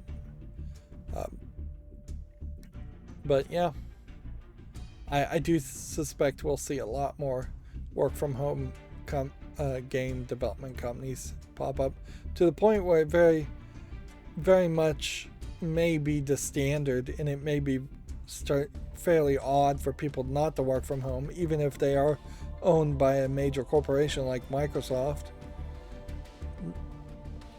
Next we have Dying Light 2 Reviewers Roundtable from Video Games Chronicles. Quote, "It's a big disappointment." So this is their review of the game. But then they are calling it a roundtable because two different people, one from Video Games Chronicle, Jordan Midler, and one from GG Recon, which is not a company, a business, not a website I've ever even heard of. Aaron Bay. Let's see. I don't know why they have a video here showing off Sky.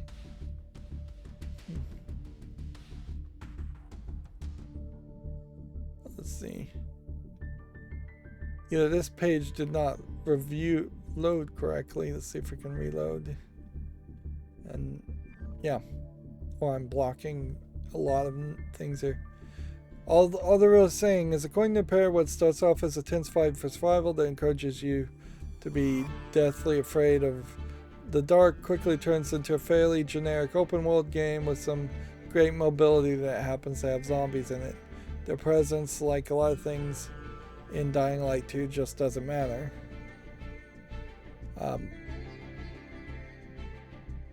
Which, I'm not saying I don't believe them, but yeah, I'm not gonna say I do either. I still very much am from the perspective of not listening to other reviewers' reviews of games.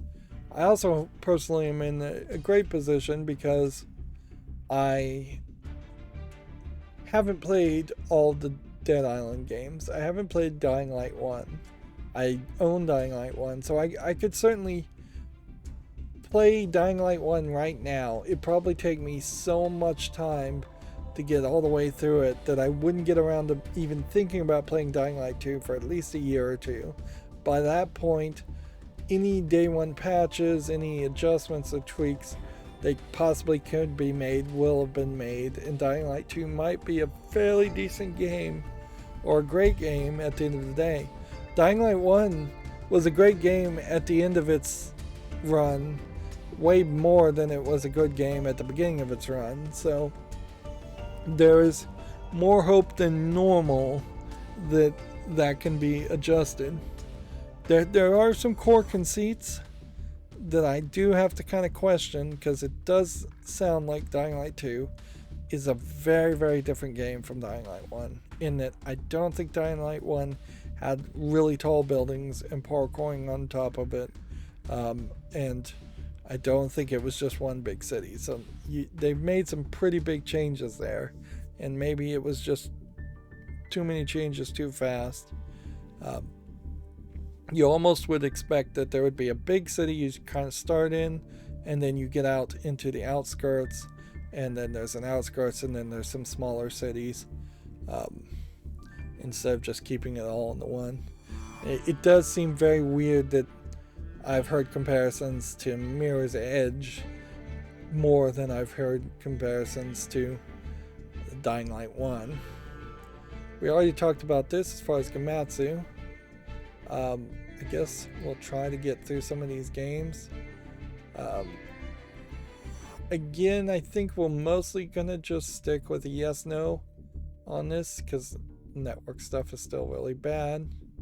It really does suck that I'm really having to struggle and spend extra effort to try and play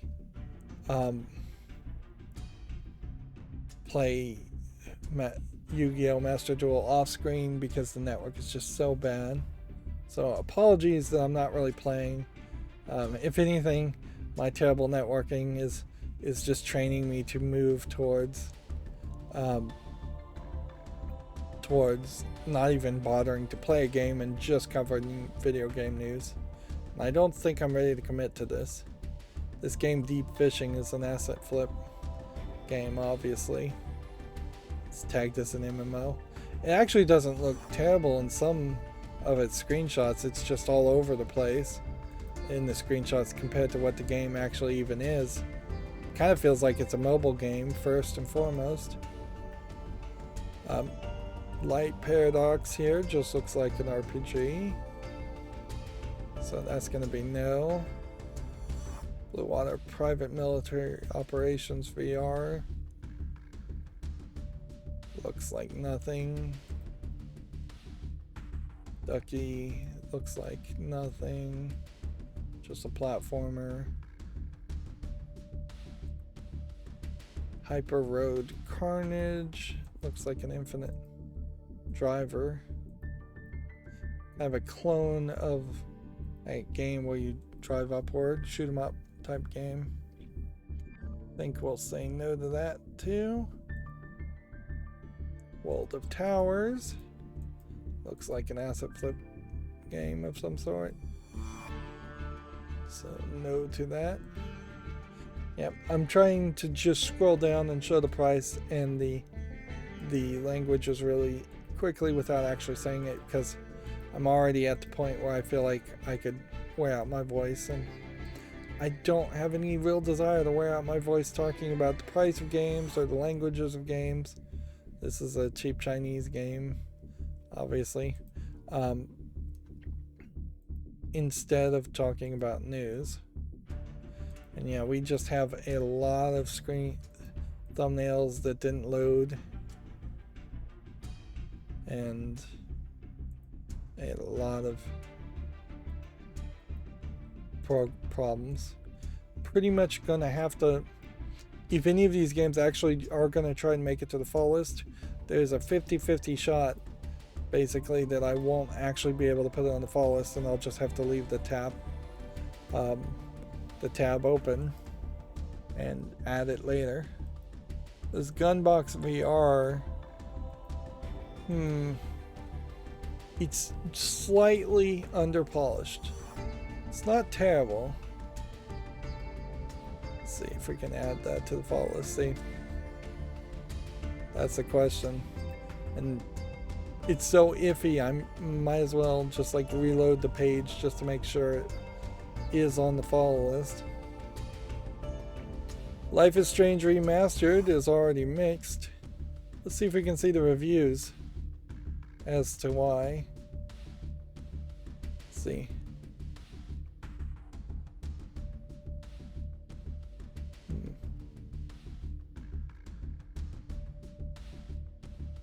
Let's see.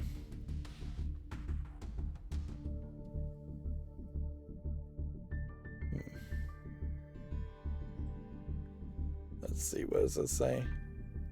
Here, I'm trying to find a short one. There you go. It's so buggy and unfinished. They forgot to add subtitles in episode 2. Can't recommend the game. Some characters' faces do look better. Obviously, clear care was given to Max and Chloe. Nathan also looks very good. However, others not so great. Warren's face is weird and pinched. Wells looks derpy and droopy as hell. David looks like David. Sure, fabric and clothing look better, but man, some of them make wild looking faces like they didn't in the original.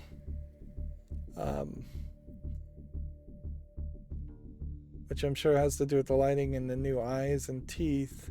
Sometimes it's downright scary. It kind of ruins the characters and their personalities. Yeah, and this is pretty much what I had said too when looking at the screenshots of Life is Strange Remastered, is it did not, I couldn't even really tell the difference between the new version and the old version, and it didn't look like this was the kind of game that needed a remaster at all.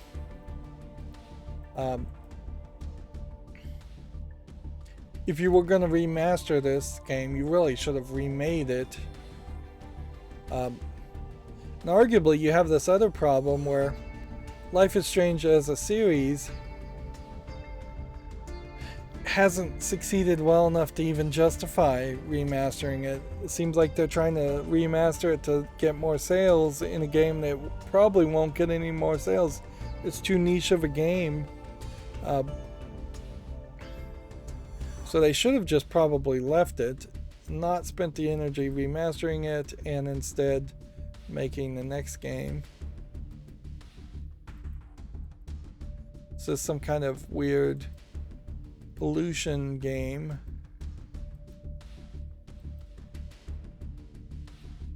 Or walking simulator, talking about pollution as you play as a fox. It's coming soon. It's not a terrible thought, but I wouldn't be surprised if this game actually never comes out.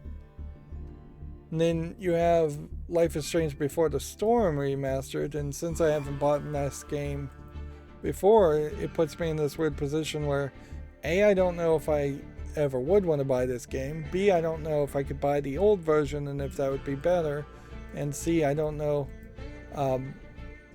if I want to buy, if I should buy the remastered version. So you've just kind of confused the marketplace, literally. You've confused me as to should I potentially think about buying this game? As somebody who owns the original game, like, am I entitled to a free remastered version of Life is Strange? Apparently not. Yeah. This feels fairly reminiscent of the problem that also happened with the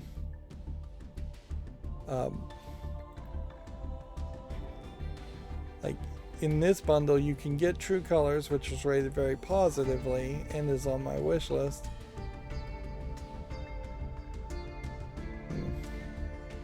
But now I'm not sure.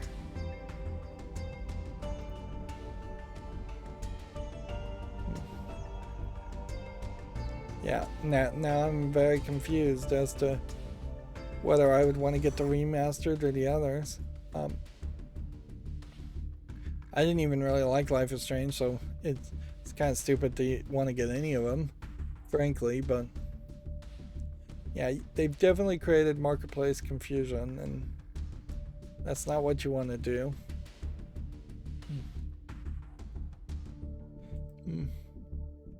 Let's see, Pachinko Linko. Half Plinko, half Pachinko. I'd almost say yes to this game if it weren't so monotone in its neon colors. It's just way too much bluish cyan green here. Yeah. A little cheap English and Russian game. I wouldn't really even expect too much from a game like this. At some point, I think we probably do need to see some Pachinko games on Steam that are better quality, particularly as Japanese Pachinko companies maybe start shutting down some of their Pachinko parlors because of the pandemic. Because yeah, there's a very, very large gap between what a Pachinko game looks like in Japan, how flashy and loud and attention grabbing the sound effects are, and basically no Pachinko games existing whatsoever for home play. Now, the reason for that is fairly obvious in that Pachinko games are designed to be this super simplistic, just like stupidly simplistic games that you play just to gamble, just to waste time, just to do something with your other hand while you're smoking cigarettes with your offhand, which is what they used to do in Pachinko's parlors. I'm not sure if they still let smoking in there. It's just like addictive on top of addictive. This game is nothing, so I'm gonna say no to that. But yeah,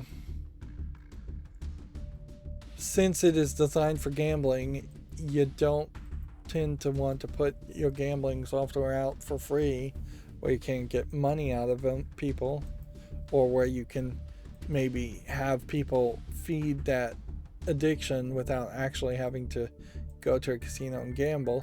It's the same reason why we don't see a lot of examples of slot machines or blackjack games on Steam. They're very simplistic games that could certainly exist, but there's no good monetization method there. We do see some slot machines games on mobile because microtransactions on mobile is a little bit more acceptable in the eyes of the players of them. But I haven't ever found a good slot machine game on Steam. Here we have a game called Circuit City, which is an interesting argument around whether or not the shop Circuit City in the United States has a copyright around the phrase Circuit City, which arguably they shouldn't. I don't know if this is an actual simulator of circuits or if this is kind of a scripted artsy thing. They are calling it a city builder, which is an interesting thought. So it may very well be a case that this is a city builder using circuits as skins. And I definitely am noticing the USBs and like this board. Like some of this looks like actual circuits of something, but I couldn't really tell you what. Like this one kind of looks like the Raspberry Pi compute module, but at the scale you just don't know. This one looks like some kind of USB power bank connector of some sort, but it's so zoomed in you just don't know. As someone who has an interest in circuitry, I'm going to put this on the follow list just to see if people actually like it. I may find it, though, very quickly to not be a game of any real interest. Here we have something tagged as a Metroidvania Souls-like dungeon crawler. It also seems very Game Boy-esque to it. Seems like it's kind of all over the place as far as different side art. Yeah, I fear what we're going to have to do is, for a game like this, we're going to have to probably put some things like this on the follow list, even though there's just like a lot of attention to this kind of art. And then you look at this and it's just like, all right, now you're down to pixel art, and it's just too pixely for as much as what seems to be happening here. I guess this game is already on the follow list, so either we've hit follow list cleanup level, or I am just gonna have to leave it. I mean, technically, if this is a follow list cleanup game, let's just look at the next one and see if that's on the follow list. Nope.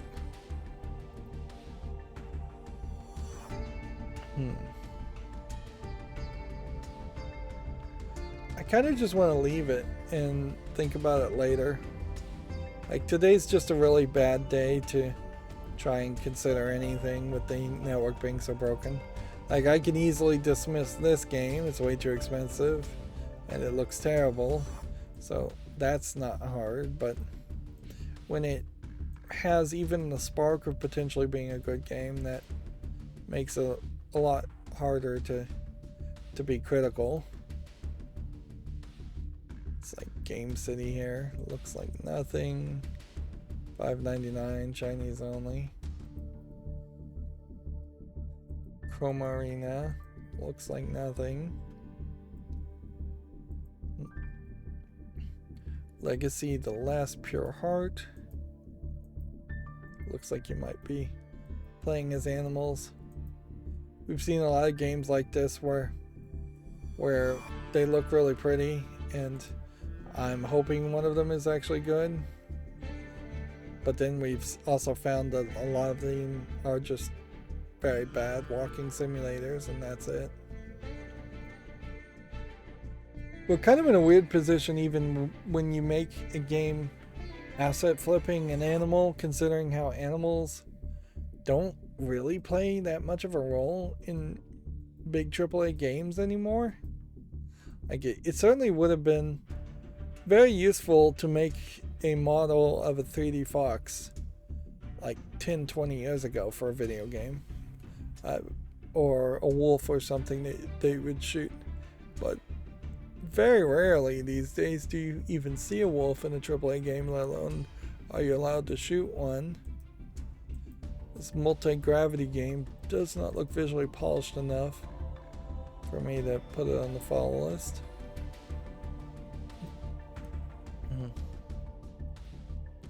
Rival Fury here. Looks like a beat 'em up game that's a little too blurry.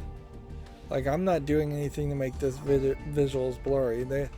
They are just blurry, and my network would not break in that way, that the internet wouldn't break that way that a picture would look blurrier. Although it probably should. $7.99 English only. Like, there definitely is an argument for remaking how picture formats and video formats are streamed and downloaded, so that you could very quickly get a screenshot like this, and if you don't care, you'd just scroll down and not even notice that it was a little bit blurry. But if you sit there and you look at it, or you try to zoom in, then it should download bigger versions. Like, that's something in HTML and just web page development that was completely bungled when it first came out, to the point where a picture, by default, if it was a 1080p picture and squished down to fit this area, would still be that same download of 1080p. So you'd have a very sharp scaled down image, but then very few people would then right click and open the picture or click on the picture to see a bigger version. And so to fix that, almost immediately people needed to scale the images down to the size of the page that it should view on, and then link to the original sized image just to save on bandwidth, where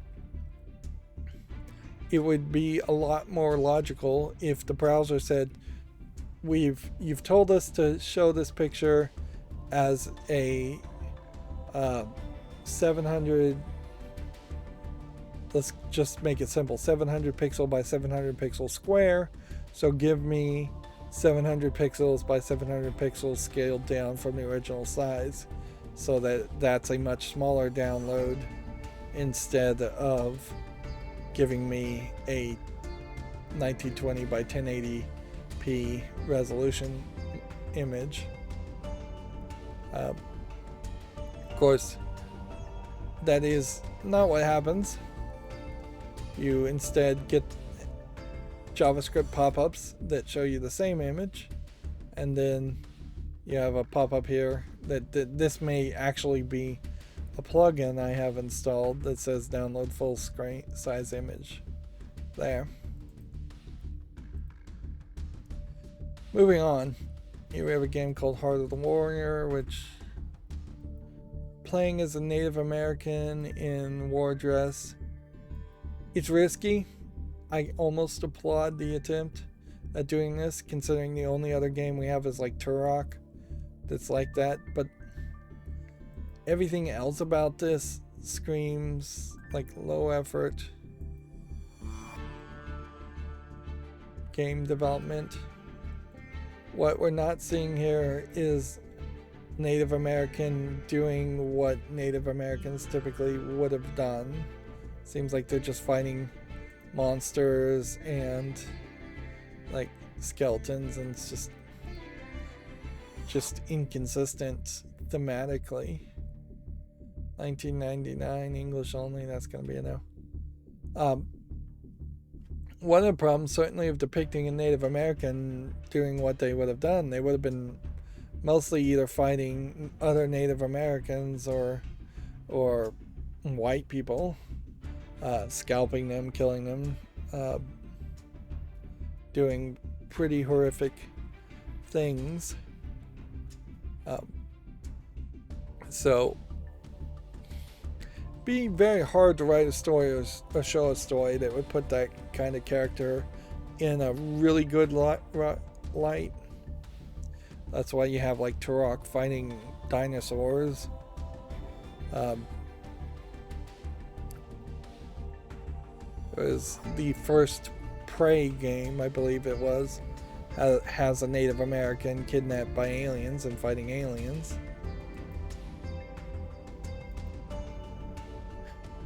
Dark Xenon here.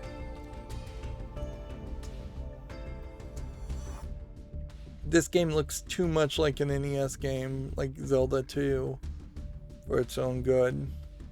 Like, you really should never be emulating Zelda 2 as a game.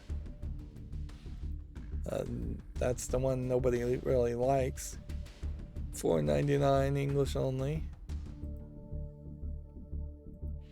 Everworld looks like nothing of interest. $10.99 English only. Next Door in Eternal World looks like it's probably a low effort Chinese RPG, I would guess, but maybe Japanese RPG. Japanese, $7.79. At a certain level, and maybe I'm just a Japanophile too much, and this is what I'm about to say stupid. The Japanese have in the past made Onichamba style games, which it translates the style of game they were making literally translated into poop games, although it was the S word. So there has always been a small niche amongst the niche of Japanese games where they intentionally made like low effort garbage games, and yet they did them with such an amount of style that things like Onichamba still managed to catch people's attention. Deadly Premonition, kind of another example of a poop game where they are intentionally going in with it knowing that they're not going to make a good game that plays well with mechanics. So it would almost be welcome if we saw those style of games, if they must be made, to see them come to PC more often. It would almost be welcome. But in reality, I have to come back to reality and stop being a Japanophile for a second and go, no, not really. Like, the last thing anybody really wants is more poop games from any country. We don't want poop games from, we don't want low effort garbage games from Russia, China, the United States, Portugal, where we've seen them a lot. And I definitely don't call out the ones that are English only enough, because the vast majority of the garbage games are English only games that have to be either United States or Western world developed, or you have to assume that they're Western world developed. This is kind of a great example of that. Like, this looks like a very old game that does not have any reason to exist at all. This isn't even the worst examples though of a garbage game. This one actually falls more under the category of just a nostalgia game. Moving on, here we have a match 3 game that I think fails to actually be a good match 3 game because it's zooming out too much. Seems like there might be some other elements. They're calling it an MMORPG with in-app purchases, but definitely feels like the main gameplay mechanic here is match 3, and there's just a lot of other stuff around the edges. We have a prologue game to something that might be interesting, but I'm not sure it even supports English. It's a old school Zelda-like 3D dungeon game.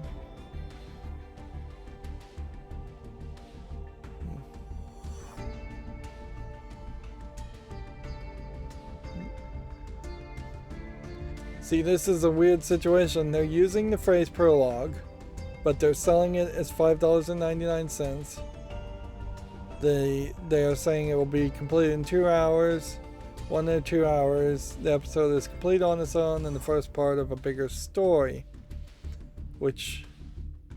So they're actually like using the word prologue correctly in a field, in a world in video games where prologue has been shifted to mean something very different.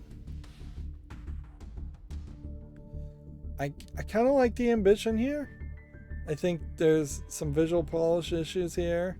I think there's some color palette issues here. It's a little too green, and some wonkiness in the walking animations. Definitely puts me in a weird position because I can put this on the fall list and should put it on the fall list. But when I come back and look at this and I see the word prologue, I'm probably just going to dismiss it completely when I do a fall list cleanup.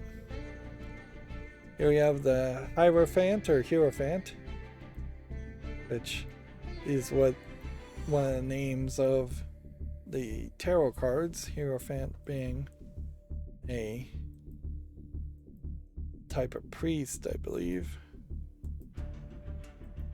The game itself looks uninteresting, the thumbnail particularly uninteresting, as by far one of the worst thumbnails I've seen for a game.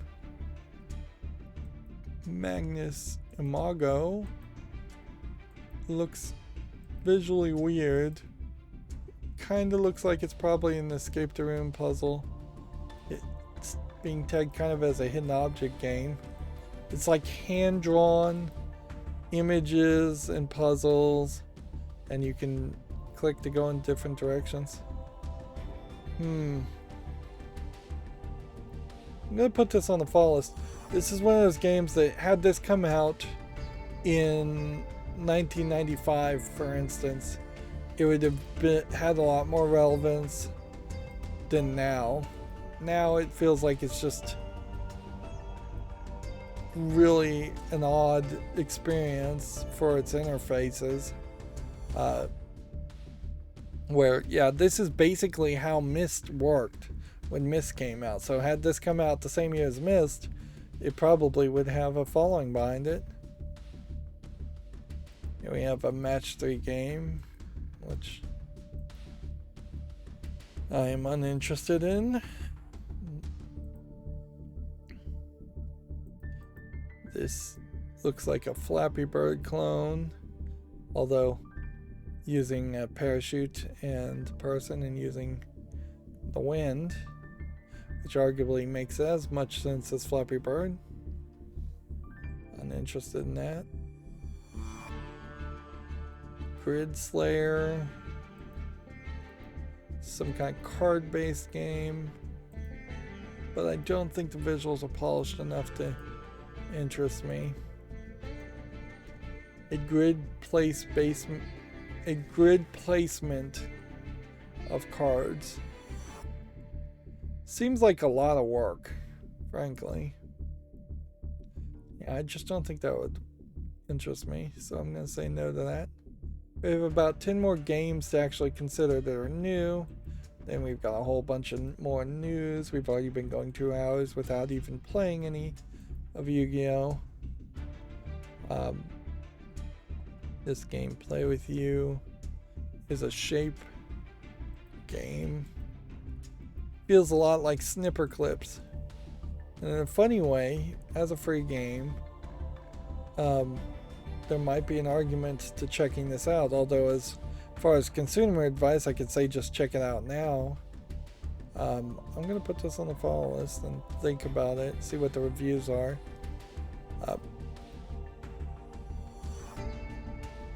One for All just looks like an asset flip survival shooter game, so that's going to be a no. Happy Fruit. We've seen a lot of match 3 games today. Another terrible thumbnail also. Woodcutter Deluxe Edition. We've seen a lot of these kinds of games too, where there's a lot of climbing and platforming, which is kind of strange because this has pretty much been a dead genre for many years, and on occasion we see like 1 or 2 a week of these types of games, but we've seen 3 or 4 today alone. I almost wonder if there was some kind of game jam concept. That being said, there's still nothing here of interest. House of Big People. Looks like nothing. Entropy. Looks like just a bunch of colors. So, it's free. I guess if you just want to look at shiny colors. Rose Blood. Both misspelled. Although in a funny way, that is kind of a interesting parody name, a way of spelling it. But the thumbnail here looks like it's just actual people dressed up, and then the actual game looks nothing like that. $7.99, tagged as an online PvP game. I was not expecting that. And you know what? I think we got so much news. Let's go back to Komatsu and cover some of the news instead. Shadow Warrior 3 is coming out March 1st. Haven't played any of the Shadow Warrior games, but eventually I imagine we will get to that. We don't need to talk about that. The quote here is the Sony Interactive Entertainment is absolutely expect more acquisitions. It almost should get down to the point where we should just look up a list of all the independent game companies that still exist and just start divvying them up as far as who we suspect will acquire who, because there really aren't that many more companies. And a lot of times what we're seeing happen is someone will acquire one big company and then also on the same announcement acquire one, maybe two smaller companies that people haven't even heard of, which you're going to probably hear more of that happening too. Is like, I suppose like Devolver Digital could be acquired by Sony, but that would kill any street cred Devolver Digital has. Same would be true if it was acquired by anybody. And I could see even the Epic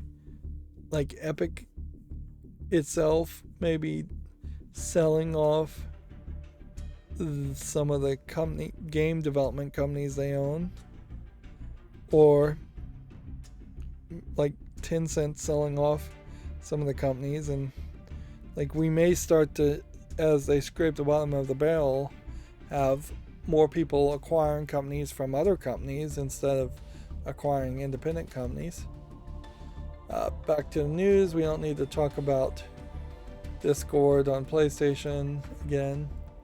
The King of Fighters 15 DLC character roadmap has been announced.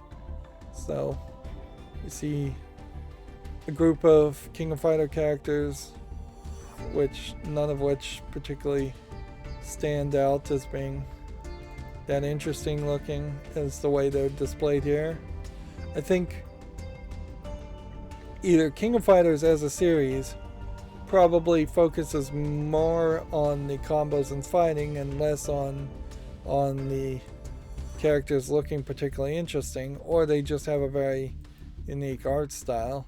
Like even the female character here, who tends to be the ones that catches my eye, is not visually particularly interesting. You've got a cleavage here with an X over it, so you're not even really seeing that much, and frankly she's leaning over, so it kind of makes her breasts look a little too saggy.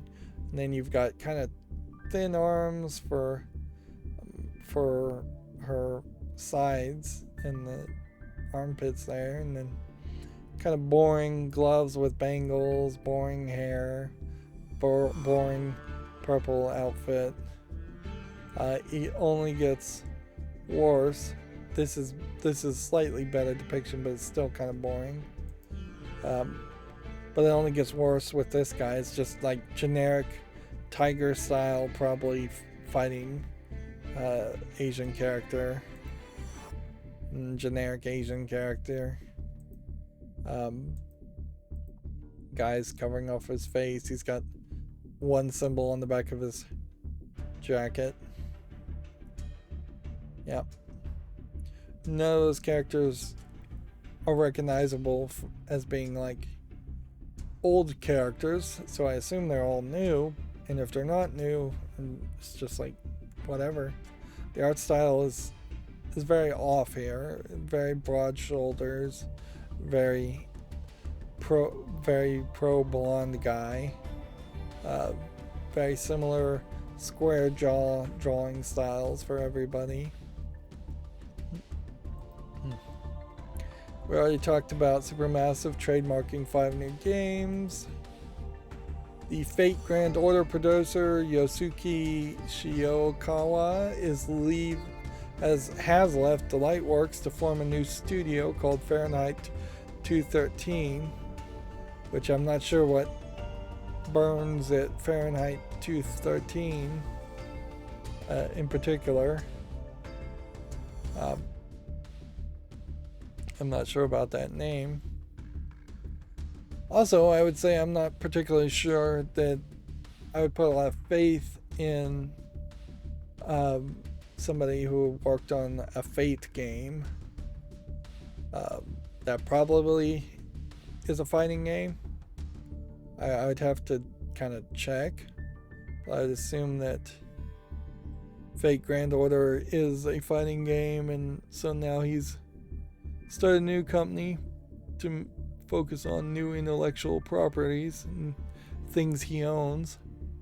And we are seeing a nice shift, I would say, in that this looks like a fairly young Japanese person going out and forming their own company instead of working for some Square Enix style company and getting nowhere, which is where he literally worked before. He was the lead planner of Kingdom Hearts 2 and director for Dissidia Final Fantasy and writer for Murdered Soul Suspect. Like, Murdered Soul Suspect is probably the only game there that even catches my attention. Chernobylite is coming to PS5 and Xbox Series S alongside a PC Enhanced Edition on April 21st.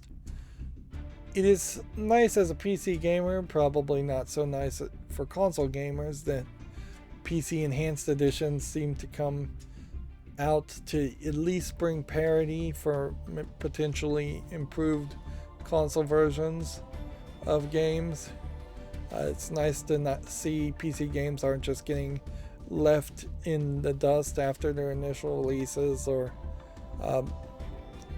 even sometimes they're getting enhanced to still be better than the console versions, which should be the case. Although it is also still very hard for people to build PCs these days. I really lucked out on getting my video card when I did. As much as it was an accident that I bought the video card because the power supply had burned out and I thought the video card had gone bad, I really lucked out on buying it.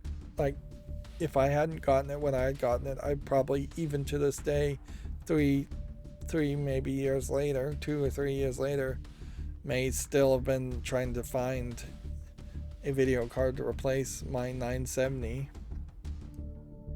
And having I believe I have a 2080. It's gotten to the point where I don't even remember. Having a 2080 will do me fine for 1080p games, I think, for the life of the product, which is hopefully going to be 5 to 7 years, if not more. Moving on, Xbox Game Pass adds Crossfire, Besiege, Ark Ultimate Survival Edition, and more. We had already talked about this. A lot of this is just the exact same news from different sources. The Indie Live Expo is set for May 21st and 22nd.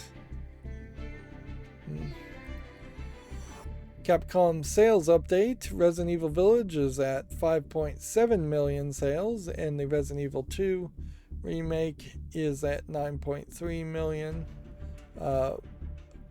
What you probably take from this, though, is Resident Evil 2 only came out, I feel like, maybe a year before Resident Evil Village came out. So, is it a case that just not that many people actually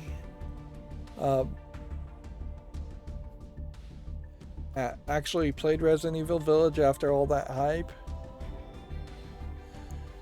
Yeah, I'd almost want to check the sales.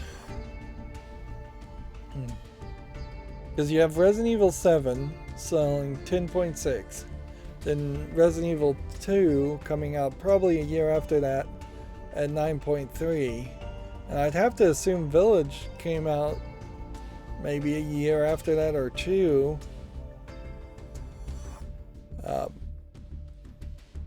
As far as actual sales numbers, though, if we look at the...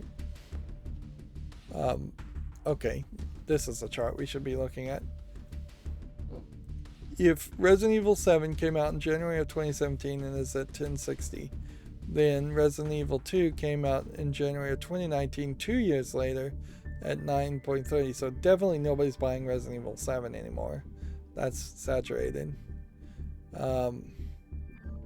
Resident Evil 5 came out in 2009, 10 years previous from 2019, and is struggling because it wasn't a good game. Resident Evil 6 came out and is at about the same sales.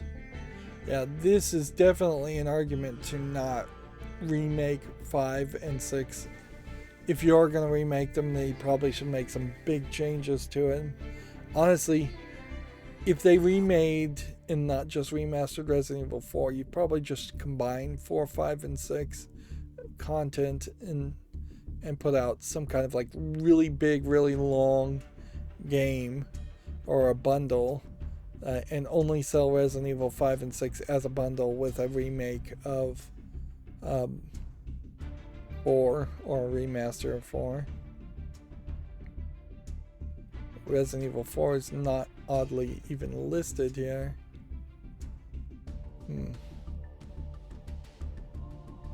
Yeah. There's no way this is right. The Resident Evil 4 alone has only sold 2.5 million. Some of these numbers. Well, 2.5 million, I guess, for the PS4, Xbox One version, 2.3 million for the PS2 version. Maybe they've just resold Resident Evil 4 so much. Arguably, you look at these numbers and it makes an argument that Resident Evil 4 shouldn't even be remade at all,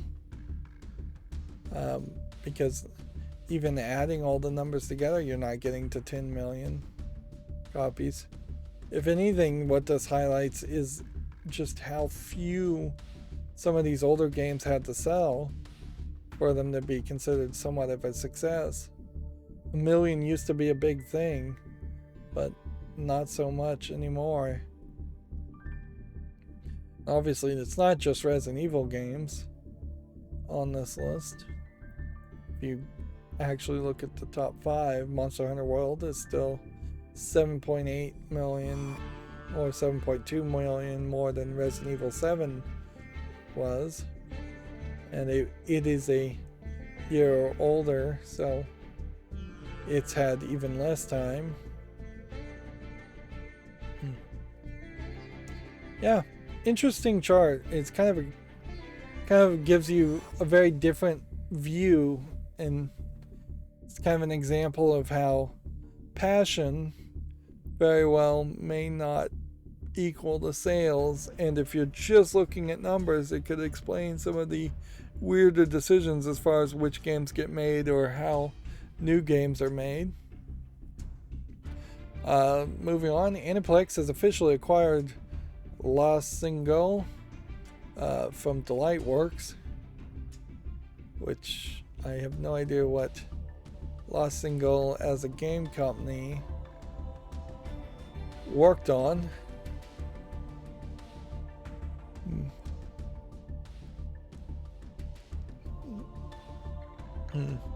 I guess they worked on Fate Grand Order, so pretty much the people that worked on Fate Grand Order, except for the creative producer, have been acquired by Aniplex, which Aniplex, to my knowledge,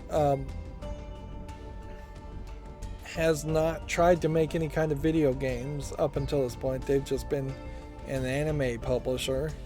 So I would assume that they're going to have them work on anime games, very possibly Fate Grand Order style games. Anyways, this may be a case that Aniplex is going to acquire the rights to Fate, or Fate Grand Order in particular. Moving on, Phantom Breaker Omnia adds playable characters Artifactor and Maestra, which I have no idea what kind of game this is. This is one of those, we're announcing some characters, but can we watch a blurry trailer?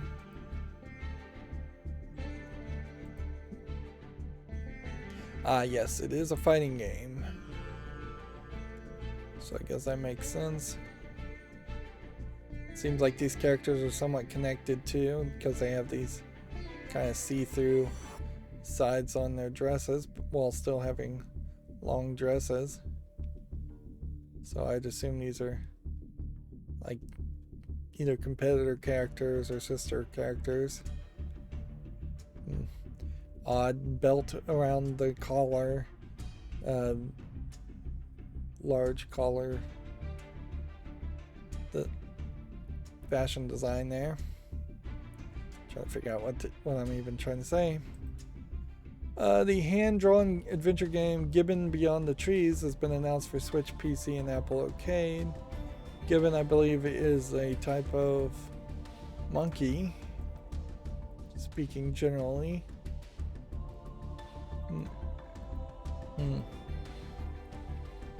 Not 100% sure what kind of game this is. It almost feels like it might be a Donkey Kong Country style game,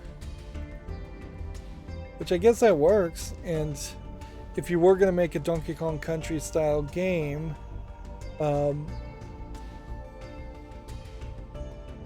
drawing a more realistic monkey would make sense.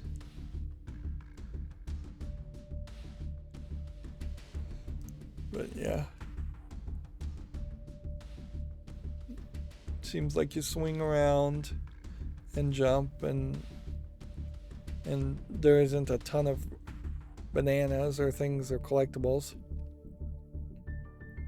Arguably a more modern take on something like Donkey Kong Country would not have you collecting all the different bananas and things that were in a game like that.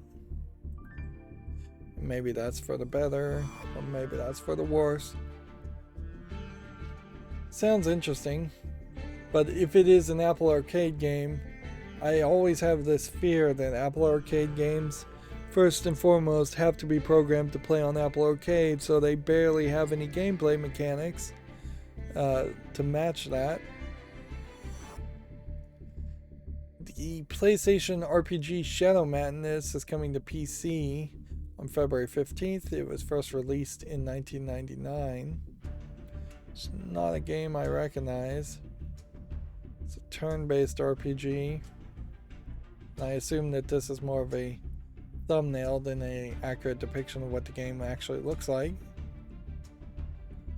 Let's see. Layer Section and Galactic Attack S Tribute have been rated for the PS4, Xbox One, and Switch in Taiwan. And I assume these are shoot 'em up games. Yep. Shovel Knight Pocket Dungeon has gotten a free update with 3 DLC packs announced.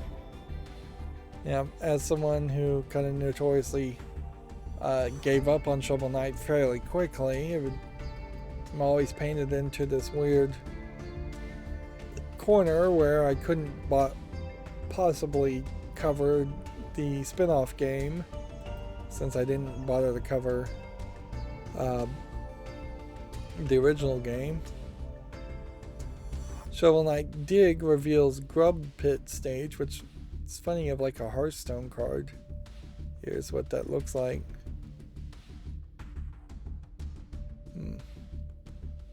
Which this looks like more of a traditional Shovel Knight game, although it kind of feels like a Metroidvania take on it.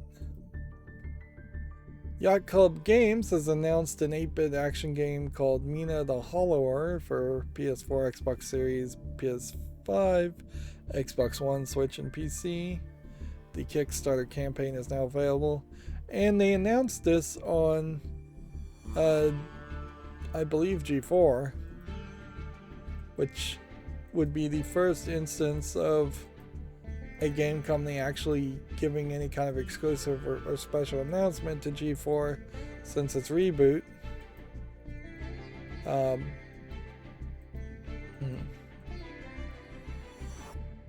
Don't think that really means too much, though, considering this is just a Kickstarter game at the moment, and they're really hoping for it to be a lot more successful.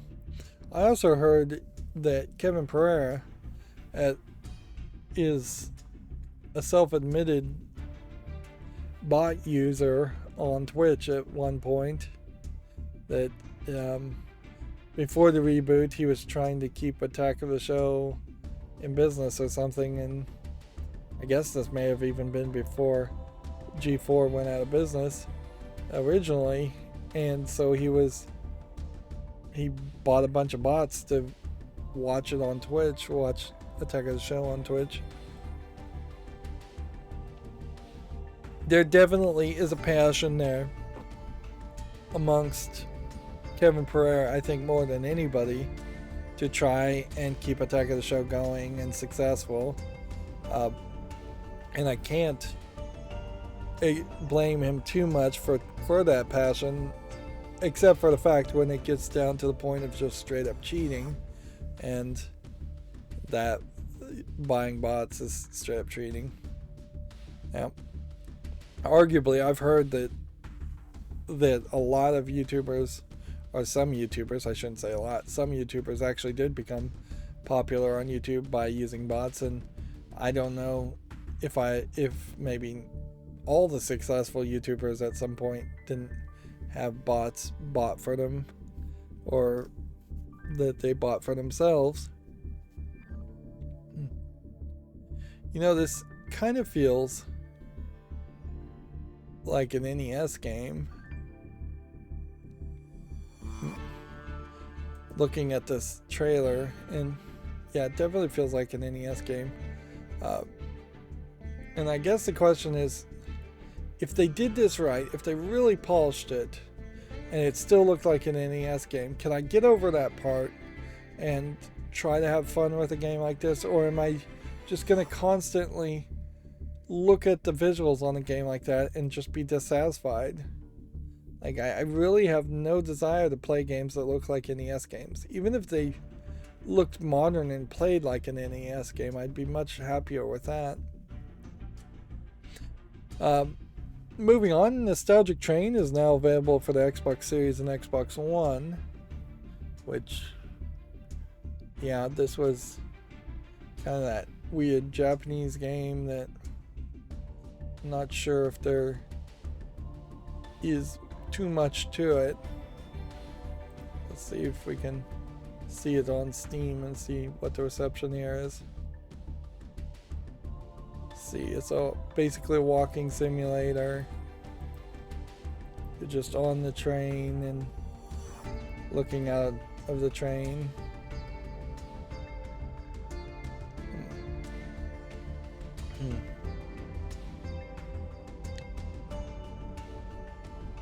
Yeah, it's an indie game. Yeah, I just don't think there's an actual game here that you would really bother to play. Particularly if you don't have nostalgia of riding a train in Japan and looking at the Japanese countryside. The closest equivalent, I think, for people in the United States would be if you rode the bus to school and having some nostalgia from that, but even that would be slightly different. Very few people in the United States ride a train to work. The visual novel Loopers is coming to the Switch in 2022 in Japan. It's currently available for PC, iOS, and Android. Let's see.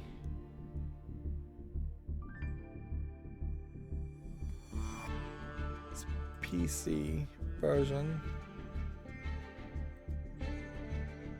Nope, that did not bring up a link to Steam. They said it was available for PC. That doesn't inherently mean it was available for Steam. Moving on, Famitsu's review scores, issue 1731. Seems like it was a little bit busier because they were getting down to the point of having only like one game reviewed. So Chorus is 30 out of 40, which is fairly low. 100 Year Kingdom, 31 out of 40. Mina no Curling, 28 out of 40. And My Next Life as a Villainess, All Routes Lead to Doom, Pirates That Stir the Waters, it's 31 out of 40. This one is based off an anime. But I assume this one's a curling game, but I'm not sure. Yeah, Chorus is the most recognizable name, and all of these are reviewed fairly poorly.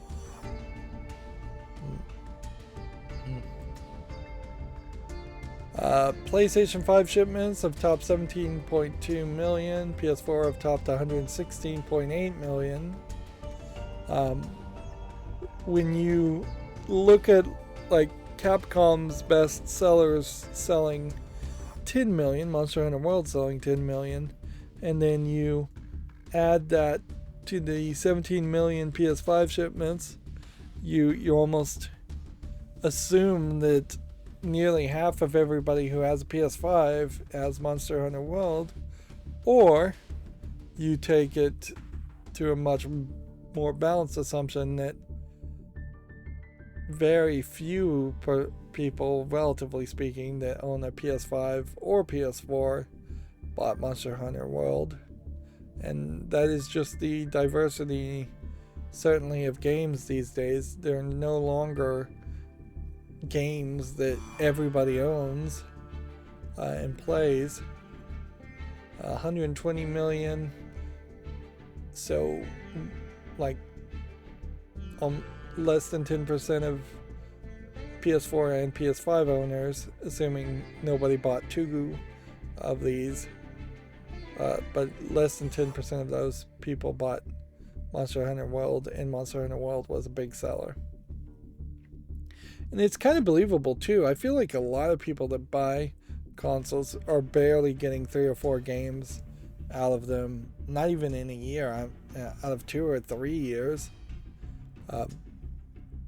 There definitely has always been a percentage of people who buy PS5s just to play the latest Madden game, the latest sports game. They get one game a year, and yet they're spending a ton of money to get the newest consoles. Moving on, Token Rambu Warriors demo for Switch launches February 3rd in Japan, and a season pass has been announced. This is a action game of some sort. 43-minute video here.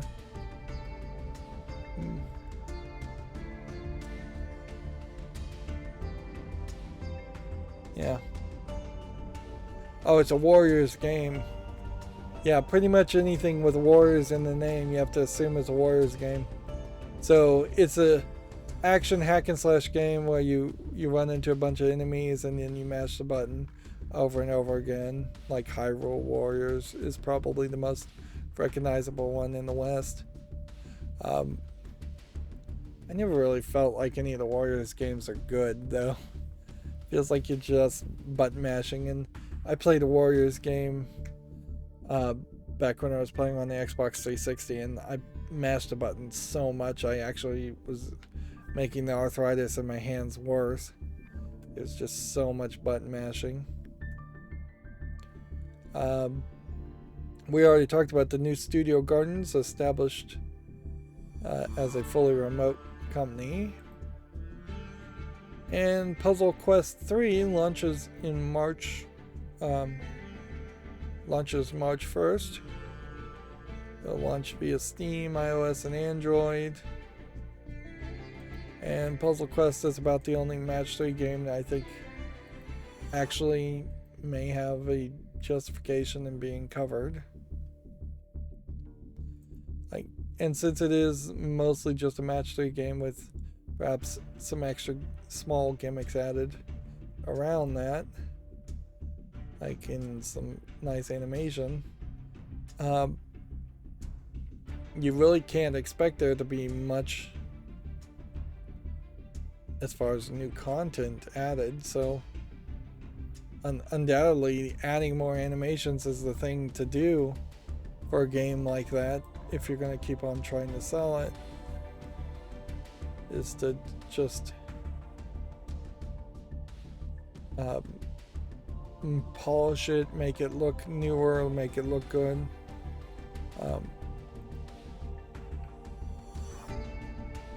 See, Gym of Wars is the only other games that this publisher has under their, this developer has under their belt.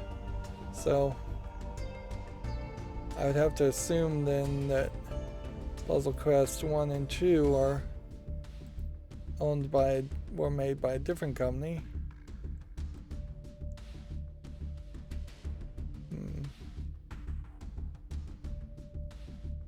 505 Games has published a bunch of stuff, so if they published Puzzle Quest 1 and 2, it was fairly difficult to scroll through all of this to find it. So yeah, I'd have to do some research there, certainly, to figure out whether I own Puzzle Quest 1 and 2, whether it's available on Steam. Definitely would want to cover those games. Here we have a point-and-click hidden object game. I don't think there's enough here that would make me want to play this. So I'm going to say no to that. And then we have something called After Infection, which I think we can say no to also. English, it says it's an MMORPG. We have a game called Lost Island, which looks like nothing, so we can say no to that. And then we have a game called Insipid, which looks like nothing, so we can say no to that. And that brings us to the game GameDeveloper.com news articles. Wow, we really are going to go 3 hours without playing any of the game. Yeah. Anyways, GameDeveloper.com says new Steam discount rules will let devs slash prices more often. The company has also rolled out new bulk discounting tools in beta form. The cooldown time between discounts on Steam will be reduced to 4 weeks from 6 weeks, meaning there must be a minimum of 28 days between the end of one discount and the start of another. I didn't realize there was a cooldown at all, but that's probably a good thing. And inherently, you could always have your game discounted.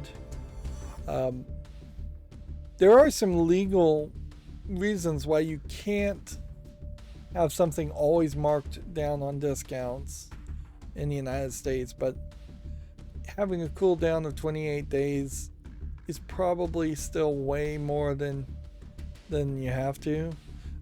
There are certain half-off stores that have things like on discount every other week, 7 days in between, or I'm sure there's probably a store out there that just has like red stickers on certain things, and every Monday everything with a red sticker is half off, and then the different color stickers for every day of the week.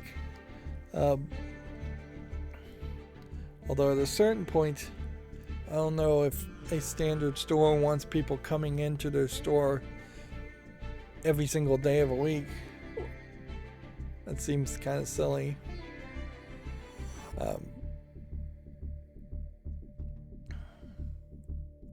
Apparently the new rules are intended to make discount eligibility more predictable while providing more participation opportunities throughout the year.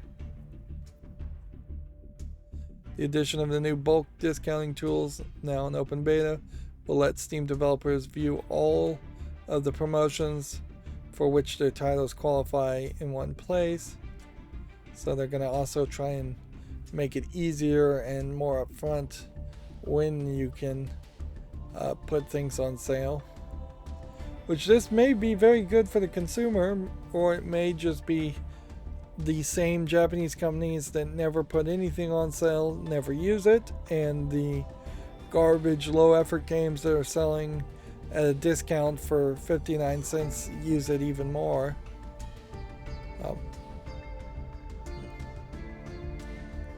Let's see. The rules here are you can run the launch discount, but once your launch discount ends, you can't run any other discounts for 28 days. It is not possible to discount your product for 28 days following a price increase in any currency. So you can't raise the price and then immediately discount it, which I don't know if I fully follow the logic there, but it probably makes sense. Discounts can't be run within 28 days of your prior discount, with the exception of Steam-wide seasonal events. Discounts for seasonal sale events cannot be run within 28 days of releasing your title, within 28 days from when your launch discount ends, or within 28 days of a price increase in any currency. Interesting. So if I'm reading this correctly, and maybe I'm not, what they're saying is you have to pick one or the other as far as your discounts. You can't stack them. And you can't just release a game during a seasonal sale in hopes that you can discount things even more. But it kind of doesn't stop that, because you can release your game on day one of a seasonal sale, and it would just be the launch discount. So the thing this only probably punishes is if you put out a game 2 weeks before a seasonal sale, and then you put a launch discount of nothing, or of 5% off, and then a seasonal sale happens and you want to discount it more because of the seasonal sale. You can't do that, so you have to pick one or the other. You may not change the price while a promotion is live. Now, there is a question about whether you could just very arbitrarily instantly end a discount, or whether you have to submit an end date and stick to an end date before you start a discount.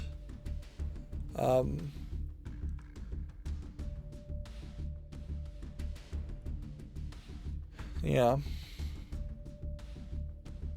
So, but they're not letting you change it. That's a good thing, because we definitely see these kinds of manipulations on like Amazon.com all the time, where people mark things up and then they discount them so it looks like there's a big discount, but actually there isn't.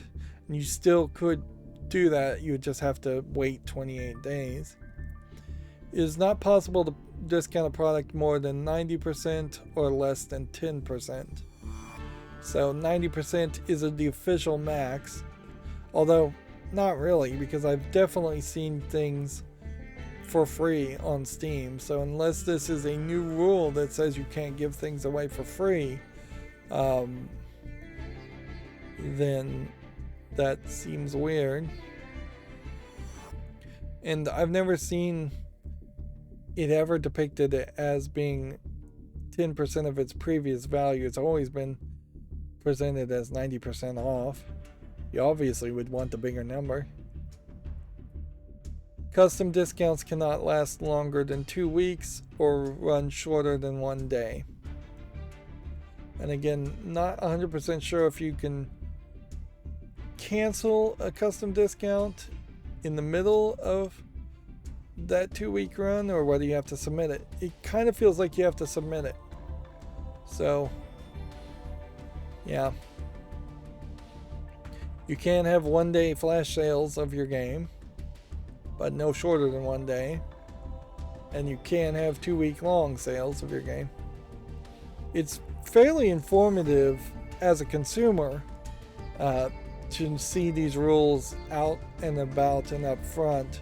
And frankly, there's probably a lot more secret sauce happening at the back of Valve that, if put out in the light of day, might help consumers understand the nature of Steam and the marketplace of Steam a little bit better. GameDeveloper.com here says Team 17 does a rapid about face on the promotional Worms NFTs. We already talked about that. Increased expenses have dented EA's profits in its third quarters. Its revenue and net bookings rose year over year, but increased expenses and a soft Battlefield 2042 launch contributed to decreased profits. Still making profit, just not enough profit for the shareholders. EA said it wasn't working on NFTs after all, which we already talked about that. And we already talked about the PlayStation 5 sales topping 17 million. The chips shortage still causing headaches, which no real surprise there.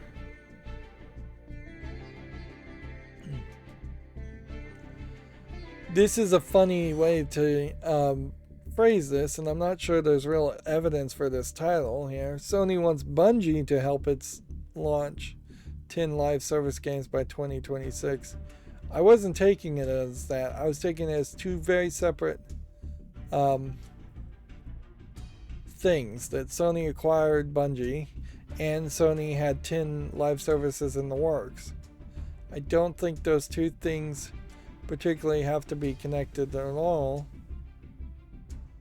What would be the quote that would imply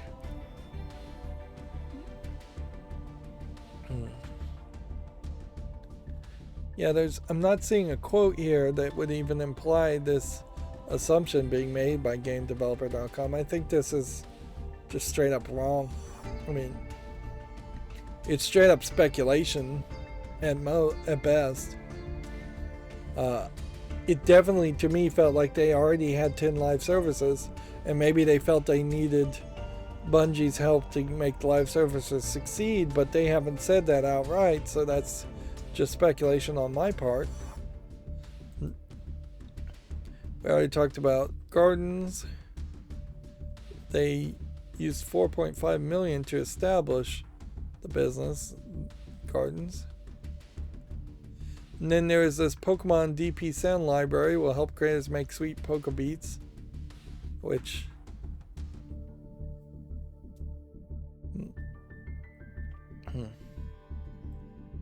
the Pokemon Company, which in part is Nintendo, but not all of Nintendo, has made music from the original Pokemon Diamond and Pearl titles available for use for personal video and music creation. Alright, so break down this sentence.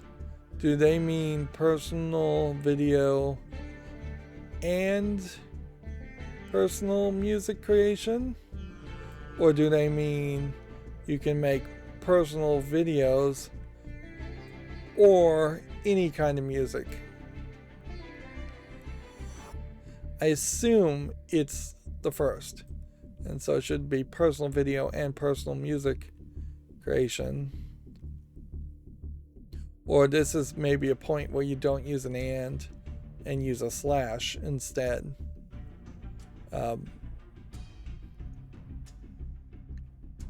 In the long run, I would not recommend anybody using this for any kind of upload to YouTube or anything, because it's almost certainly still going to get content ID. And they certainly are putting it out as public domain or free license. This is the kind of thing you might want to download the music if you wanted to keep a copy of it, but again, I'm not sure how many people really even want to listen to Pokemon music when you're not playing Pokemon. And then this should be the fall list cleanup. We have a game here called Mayhem Brawler, which meets the criteria, and so I'll put it on the follow list. I'm not sure I would specifically buy a beat 'em up brawler game like this when it's kind of not connected to anything else. There's a much better argument to play something like River City Girls, which is part of the River City series, instead of a standalone game like this. But a standalone game like this also would be very useful to play in between playing some other brawlers if we were going to make a series of covering brawlers. Let's see, may God forgive us. I don't know why this is on the follow list. It's got Dark Screenshot Syndrome. Looks like just a horror asset flip game. It's free anyways. I must have just not been in the mental mood to curate at all to put that on the follow list. That obviously can leave. Max in the Book of Chaos. This is one of those games I think I really wanted to succeed, but yeah, there's just no reviews at all. And this came out July 30th, 2020.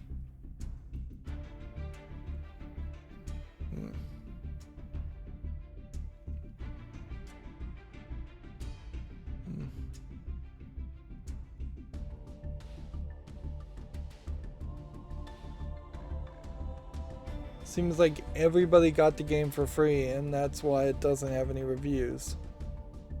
And now it's $8.99.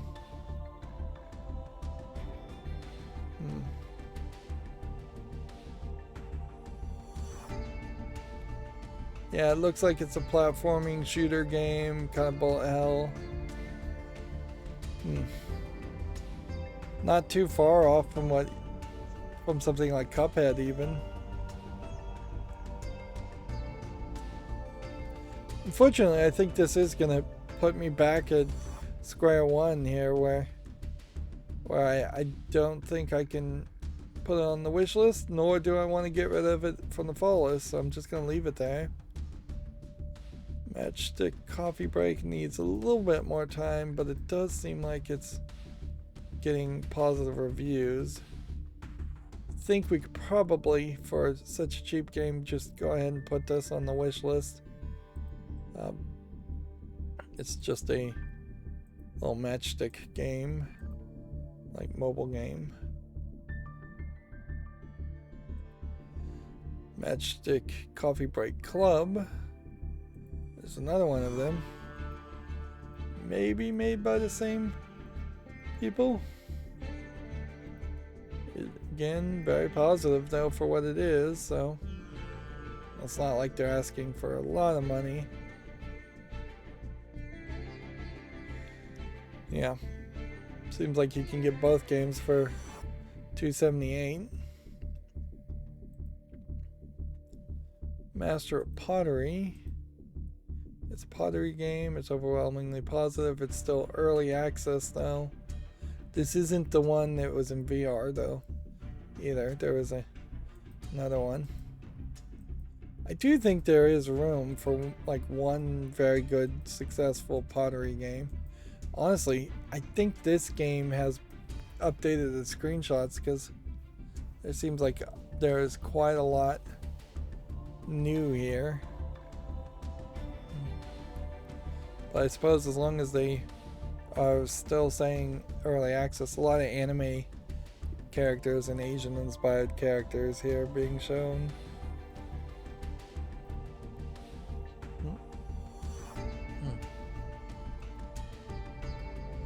Mass Effect Legendary Edition.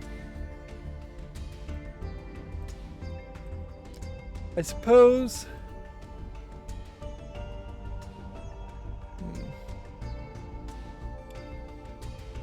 you want this. Sorry, I'm starting to yawn. I suppose technically I want this game. This is one of those games where somebody would just have to friend me and gift me the game though for me to actually buy it. I don't think I'd ever actually spend the effort to try and play Mass Effect 1 or Mass Effect 2, and definitely not particularly interested in playing Mass Effect 3. This Mason and Strings needs more time. Mask Maker. Is it a VR only game?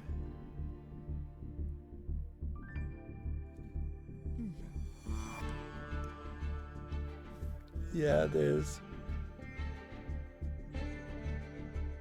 This is one of those weird, lesser known VR games that actually probably is one of the best VR games, and people just don't know about it. But since it's VR, I have to leave it on the fall list because I'm probably never going to get a VR headset. It's a sad statement on VR games in general that one of the best looking ones I've ever seen is also just completely unheard of. This game Mask Up, I think we can probably say no to. I don't know why this would have even been like on the playlist. Yeah.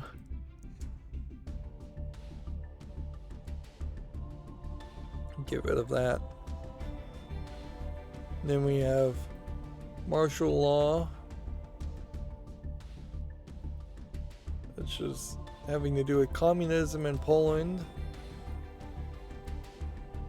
And it's one of those RPG Maker story games, from what I can tell. It's free. You know what? I guess just to clean up the fall list, you just put that on the wish list. Even though it's free and I could just add it. Like, this is definitely a game where I probably would never actually play it. Let's see, we'll have to reboot at this point. Not reboot the computer, it's still using totally the wrong terminology there. And then see if we can actually get it to work. It does still kind of feel like the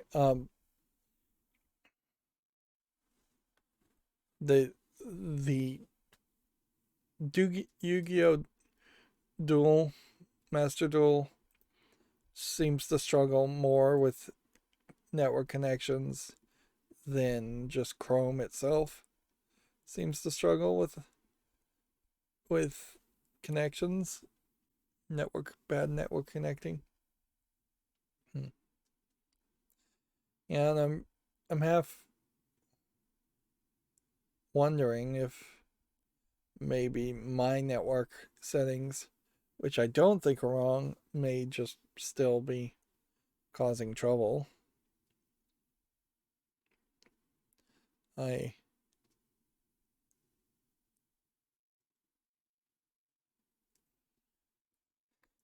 don't really believe that, though. Like, it'd be one thing if this was just like DNS trouble, but it's not just DNS trouble. So me having DNS crypt enabled shouldn't be causing that.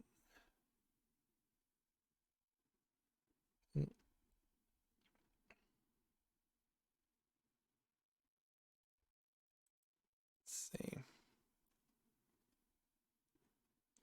But yeah, we've already gone 3 hours and 8 minutes, so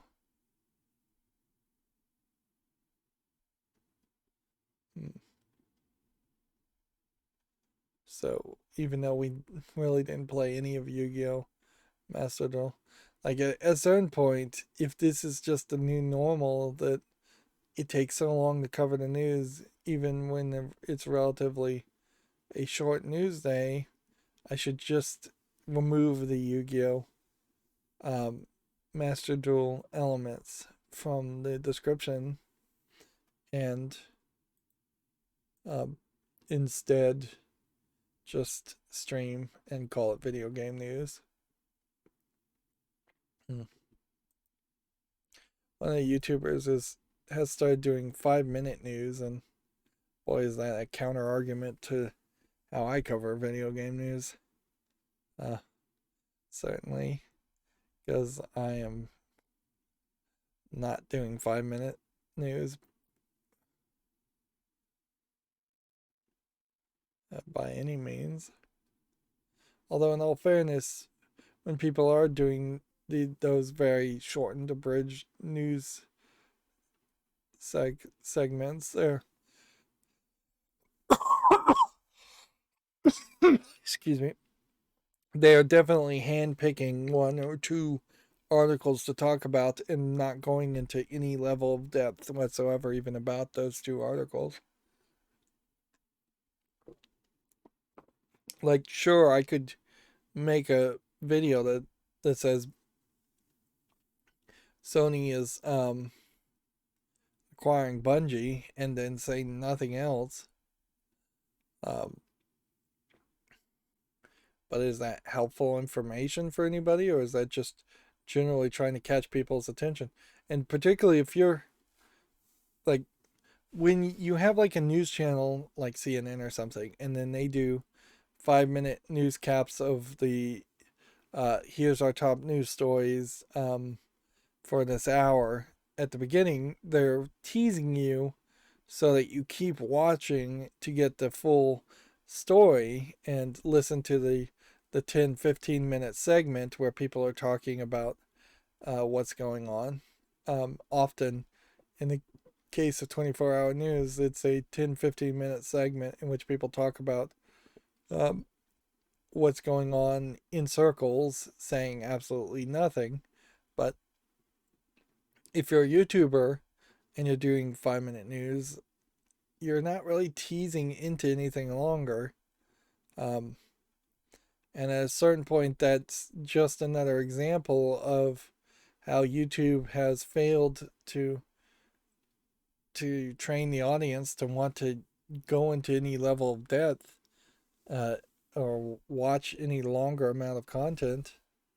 YouTube is perfectly happy with you watching a 5 minute video and then watching a couple more ads to see the next video, then watching a couple more ads, see the next video. Uh,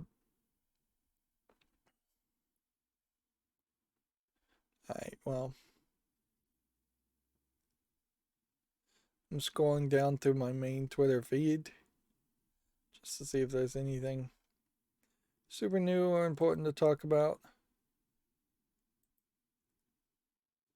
Hmm.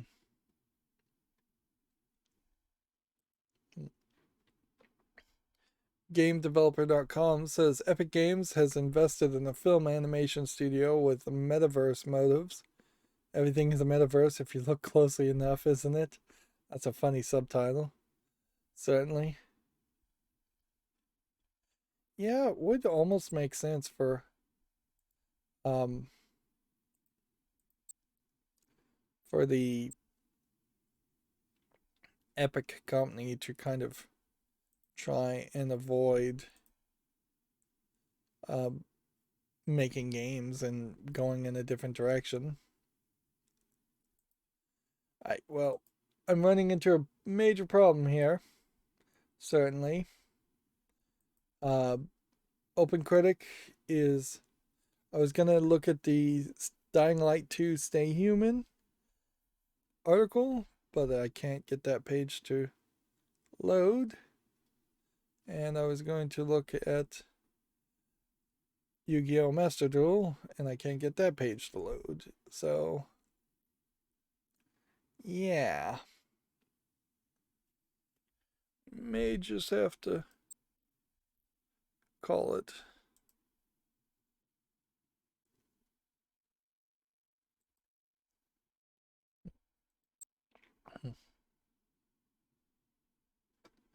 Yeah. Doesn't seem like we can do anything here. I half suspect, and this is totally just random tinfoil hat speculation, that there may just be a lot of DDoS stuff going on these days, right now. And a lot of it may straight up have to do with like Russia and Ukraine or some other some other geopolitical reasons that are beyond the scope of talking about in a video game news presentation, certainly. But yeah, definitely seems like my network sucks. And I think that's pretty much all I can leave this with. Apologies again if you actually wanted to see any Yu-Gi-Oh get played today, because like we've literally not done a single game, and my network has just been totally messed up and broken this whole time. I'm hoping that these streams are actually getting streamed out all the way, and that they aren't just clipping at some point and stopping, but I can't even be certain of that. I just haven't been checking, and I do have the recordings, so these recordings will go up eventually to replace them, but yeah, that will be a very long time from now. Anyways, that's going to be it for this stream. Again, who knows, network or internet or power issues alone. All of those could cause me not to stream at any point in the future the way this is going. As always, I ask you to like, share, subscribe, comment, and watch every second of my videos. If you want to friend or follow me on any social media sites, there's a whole bunch of links down below. And if you want to support me further, there's a link to Patreon, or you can friend me on Steam and gift me a game off my wish list. Thank you for watching. Have a good evening.